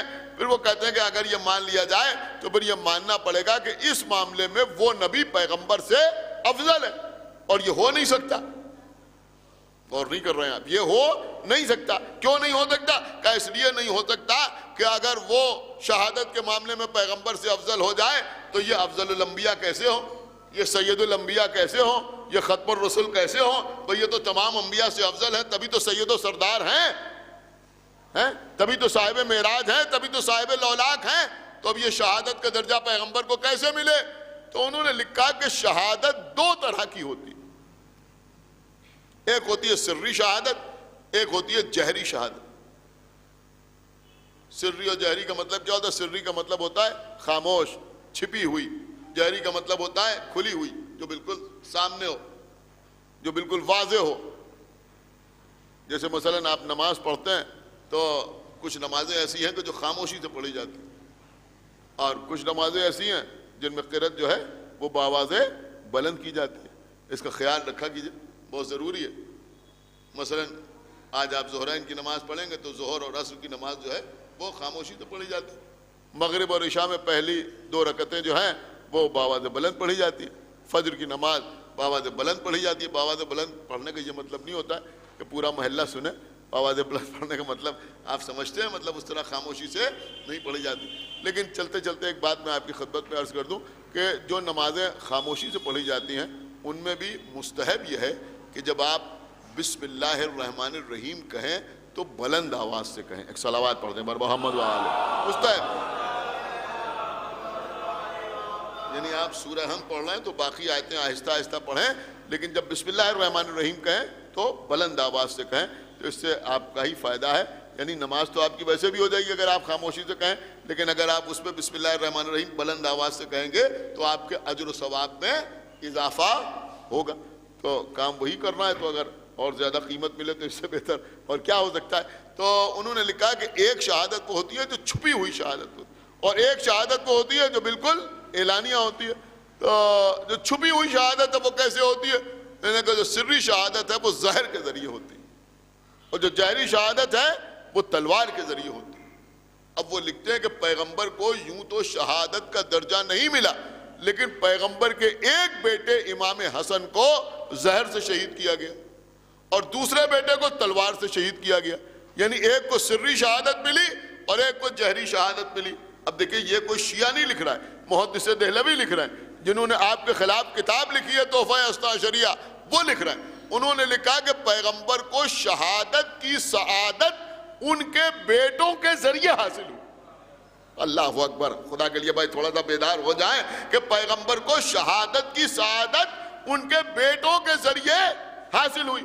امام حسن کے ذریعے سری شہادت حاصل ہوئی، امام حسین کے ذریعے جہری شہادت حاصل ہوئی۔ لیکن بھائی ہم تو اپنے مطلب کی بات کہیں گے نا۔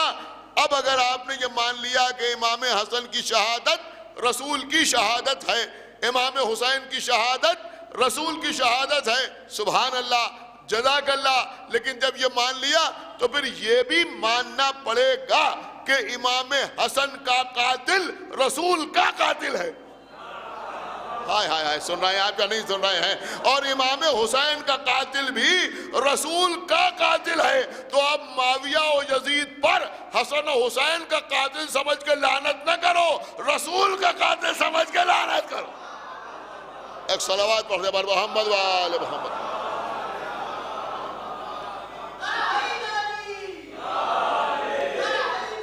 بس بات تمام ہو گئی، لیکن میں اپنے موضوع سے الگ نہیں جانا چاہتا۔ تو اب جب یہ تسلیم کر لیا محدث دہلوی نے کہ ساری صفات اللہ نے جو انبیاء کو دی وہ پیغمبر کو عطا کی، تو شہادت کا درجہ اللہ نے پیغمبر کو ان کے بیٹوں کے ذریعے عطا کیا، بیٹوں کے ذریعے عطا کیا۔ اب محدث دہلوی سے کوئی پوچھے کہ بھئی بعض انبیاء کو اگر اللہ نے شہادت کا درجہ عطا کیا تو کچھ نبی ایسے بھی تو ہیں جن کو اللہ نے غیبت عطا کی۔ نہیں، آپ نے شاید بالکل غور ہی نہیں کیا ہے۔ بعض نبی ایسے ہیں یا نہیں ہیں جن کو اللہ نے غیبت عطا کی؟ مانتے ہو یا نہیں مانتے کہ اللہ نے جناب خضر کو غیبت عطا کی؟ کہ بے شک اللہ نے جناب خضر کو غیبت عطا کی۔ جناب عیسیٰ کو غیبت عطا کی؟ کہاں جناب عیسیٰ کو غیبت عطا کی؟ تو اب ہمیں بتاؤ کہ کیا محمد کو بھی اللہ نے غیبت عطا کی؟ سن رہے ہیں؟ میں کہا نہیں بھئی، اللہ نے پیغمبر کو تو غیبت عطا نہیں کی، تو کیا اس معاملے میں پیغمبر مرتبے میں عیسیٰ سے کم ہو جائیں گے؟ کیا اس معاملے میں جناب خضر پیغمبر سے آگے بڑھ جائیں گے؟ میں نے کہا نہیں، ایسا تو ممکن ہی نہیں ہے۔ عیسیٰ کچھ بھی ہو مگر محمد کے برابر نہیں ہو سکتے، خضر کچھ بھی ہو مگر محمد کی ہمسری نہیں کر سکتے۔ تو پھر آؤ ہماری بات مانو، ہماری بات تسلیم کرو کہ جب اللہ پیغمبر کو ان کے دو بیٹوں کی وجہ سے شہادت کی سعادت عطا کر سکتا ہے تو ایک بیٹے کے ذریعے سے غیبت کی سعادت کیوں نہیں عطا کر سکتا؟ ایک صلوات پڑھ دے بر محمد و آل محمد۔ ایک بیٹے کے ذریعے سے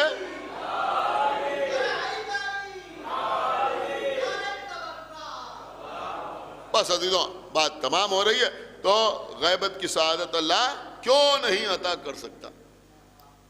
تو یہ ہے غیبت کا عقیدہ۔ بس بات تمام ہو گئی۔ عزیزوں، جب ہمارے امام دنیا میں تشریف لائیں گے، دعا کرنا چاہیے کہ خداوند عالم ہمیں اس وقت تک کی حیات دے کہ ہم اپنے امام کی زیارت کریں۔ جب امام تشریف لائیں گے، بہت سی باتیں ہیں، میں پورا اشرا پڑھ چکا ہوں اس سلسلے میں، تو امام خانہ کعبہ کے پاس ظاہر ہوں، جب پھر آپ یوں سمجھیں کہ جہاں سے پہلا آیا تھا وہیں آخری بھی نظر آئے گا۔ اور جب امام آئیں گے اور امام کے سامنے خلق خدا ہوگی، تو امام جو اپنا پہلا خطبہ دیں گے، پہلا خطبہ دیں گے، اس پہ کیا فرمائیں گے؟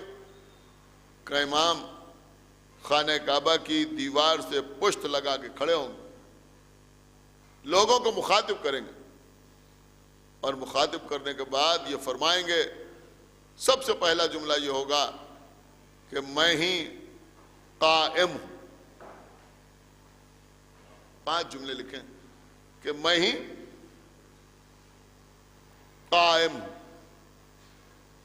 دوسرا جملہ ہوگا کہ میں ہی قتل حسین کا انتقام لینے والی تلوار۔ سن رہے ہیں؟ دوسرا جملہ یہ ہوگا کہ میں ہی قتل حسین کا انتقام لینے والی تلوار۔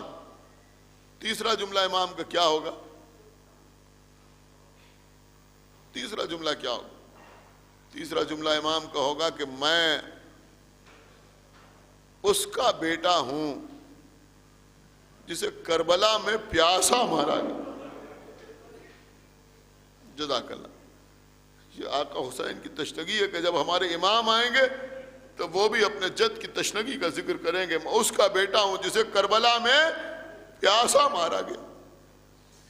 اس کے آگے کے 2 جملے بڑے قیامت کے ہیں۔ پھر چوتھا جملہ امام کا ہوگا، میں اس کا بیٹا ہوں جس کا لاشا کربلا کے میدان میں بے گور و کفن پڑا ہے۔ اور اس پہلے مختصر سے خطبے کا آخری جملہ یہ ہوگا کہ میں اس کا بیٹا ہوں جس کے لاشے کو گھوڑوں کی ٹاپوں سے پامال کر دیا۔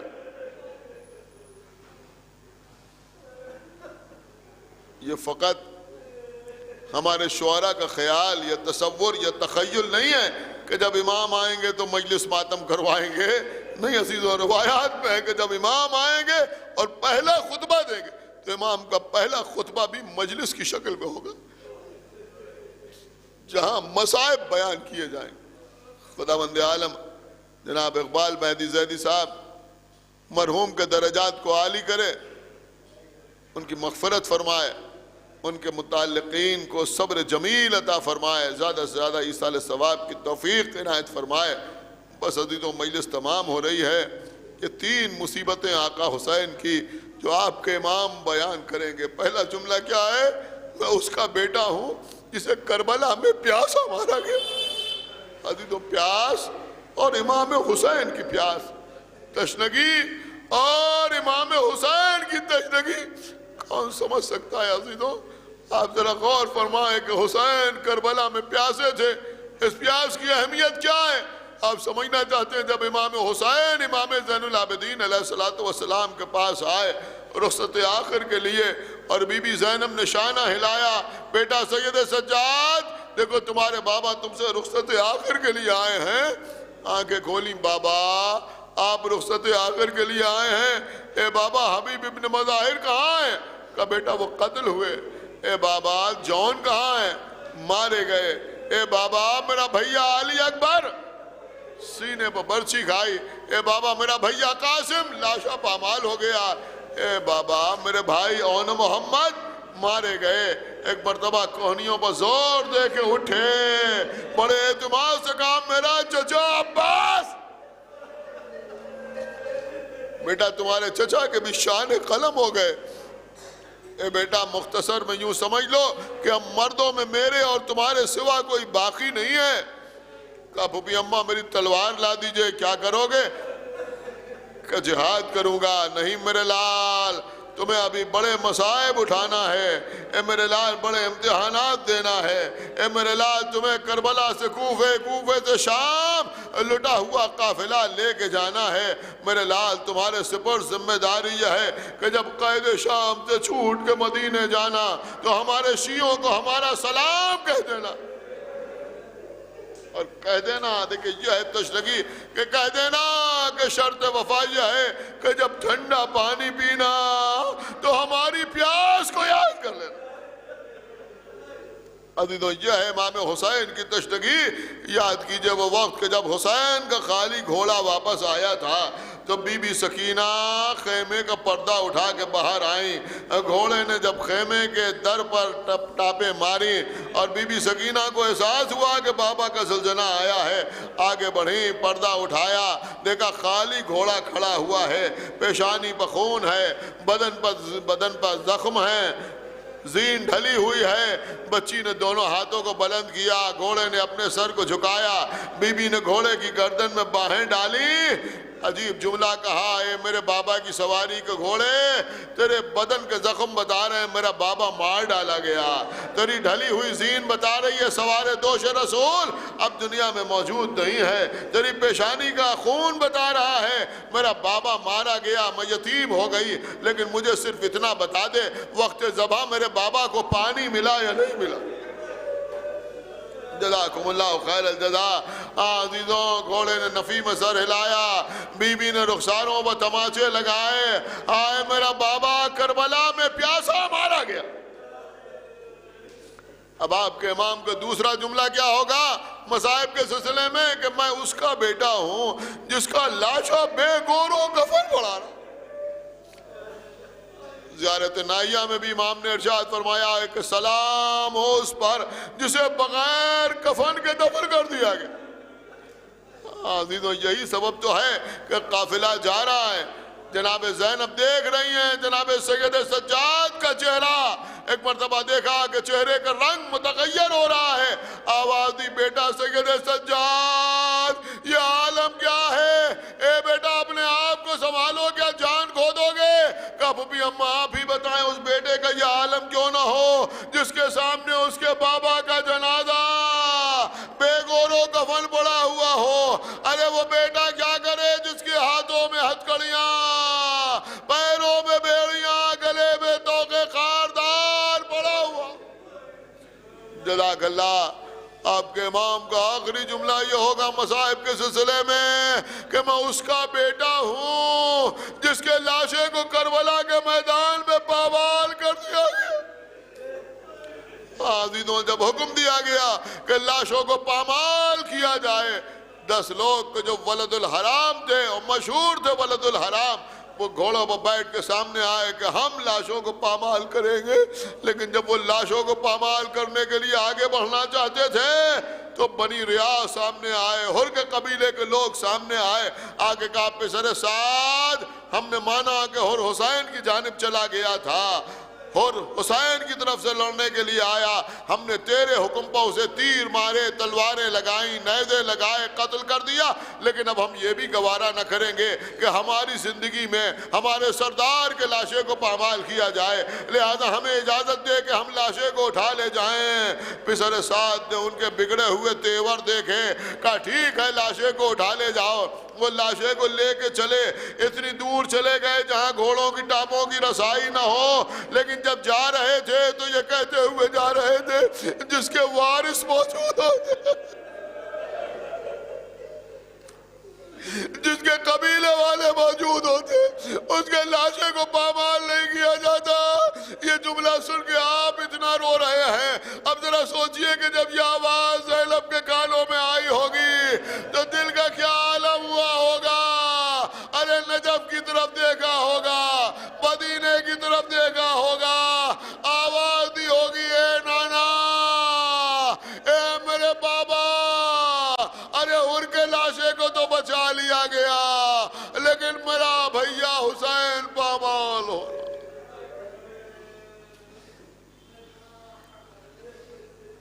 और दिगार जो वास्ता मोहम्मद वाले मोहम्मद का हमारी सी बात को कबूल फरमा। परवरदिगार जो वास्ता मोहम्मद वाले मोहम्मद का इस जिक्र के तुफैल में मरहूम इकबाल मेहदी जैदी साहब को जवार मासूमीन में जगह इनायत फरमा, उनकी मग़फ़िरत फरमा, उनके मुताल्लिक़ीन को सब्र जमील अता फरमा। परवरदिगार जो वास्ता मोहम्मद वाले मोहम्मद का हमको अमाल सालिहा की तौफ़ीक़ इनायत फरमा, हमारे अक़ायद को सही व सालिम रख। और दिगार जो बीमार हैं उनको सेहत कामिला अता फरमा, खुसूसन हमारे फरमान सल्लल्लाहु के वालिद जनाब सिकंदर भाई, इरशाद साहब और दीगर हजरात, तामिन साहब के छोटे भाई और तमाम वो मोमिनीन के जो बीमार हैं, खुदावंद आलम बतफ़ैल चहारदा मासूमीन और खुसूसन इमाम ज़ैनुल आबिदीन अलैहिस्सलातु वस्सलाम के सदक़े में उनको सेहत कामिला अता फरमा। और दिगार जल्द अज जल्द हमारे इमाम ज़माना का ज़ुहूर फरमा और उनका साहब और अंसार में हमारा शुमार फरमा। हज़रात एक मरतबा सूरह हम्द की तिलावत फरमा कर जनाब सैयद इकबाल मेहदी ज़ैदी इब्न मोहम्मद हादी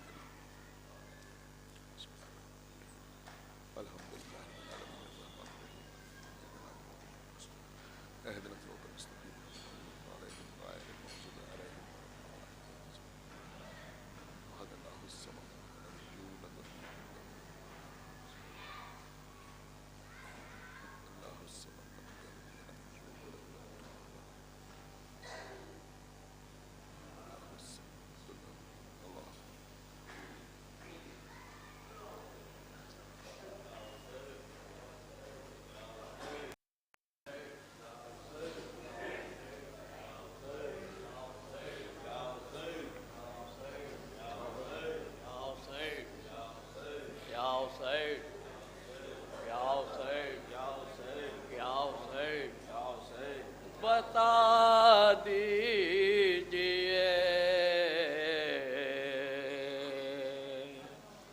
आप बाबा कहाँ हैं, बता दीजिए आप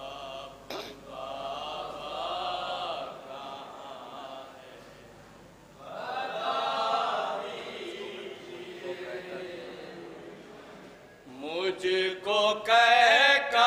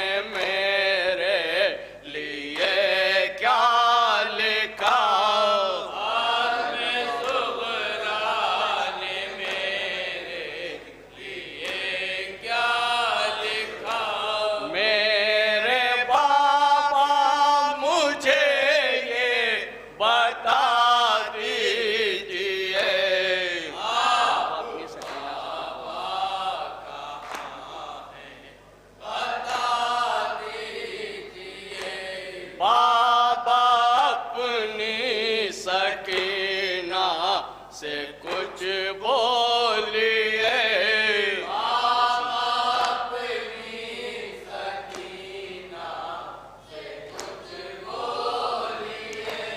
ये खामोशी के पर्दे हटा दीजिए।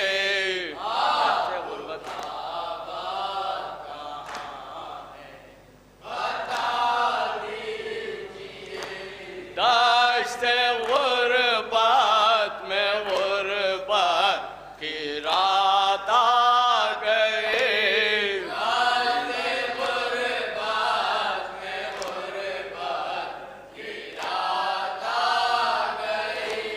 नींद आई है मुझको सुला दीजिए।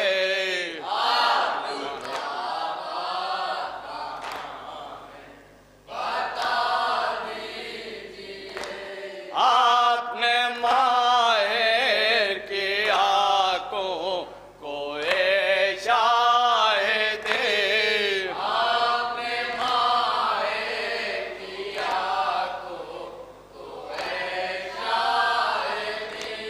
एक बार और रोजा दिखा दीजिए।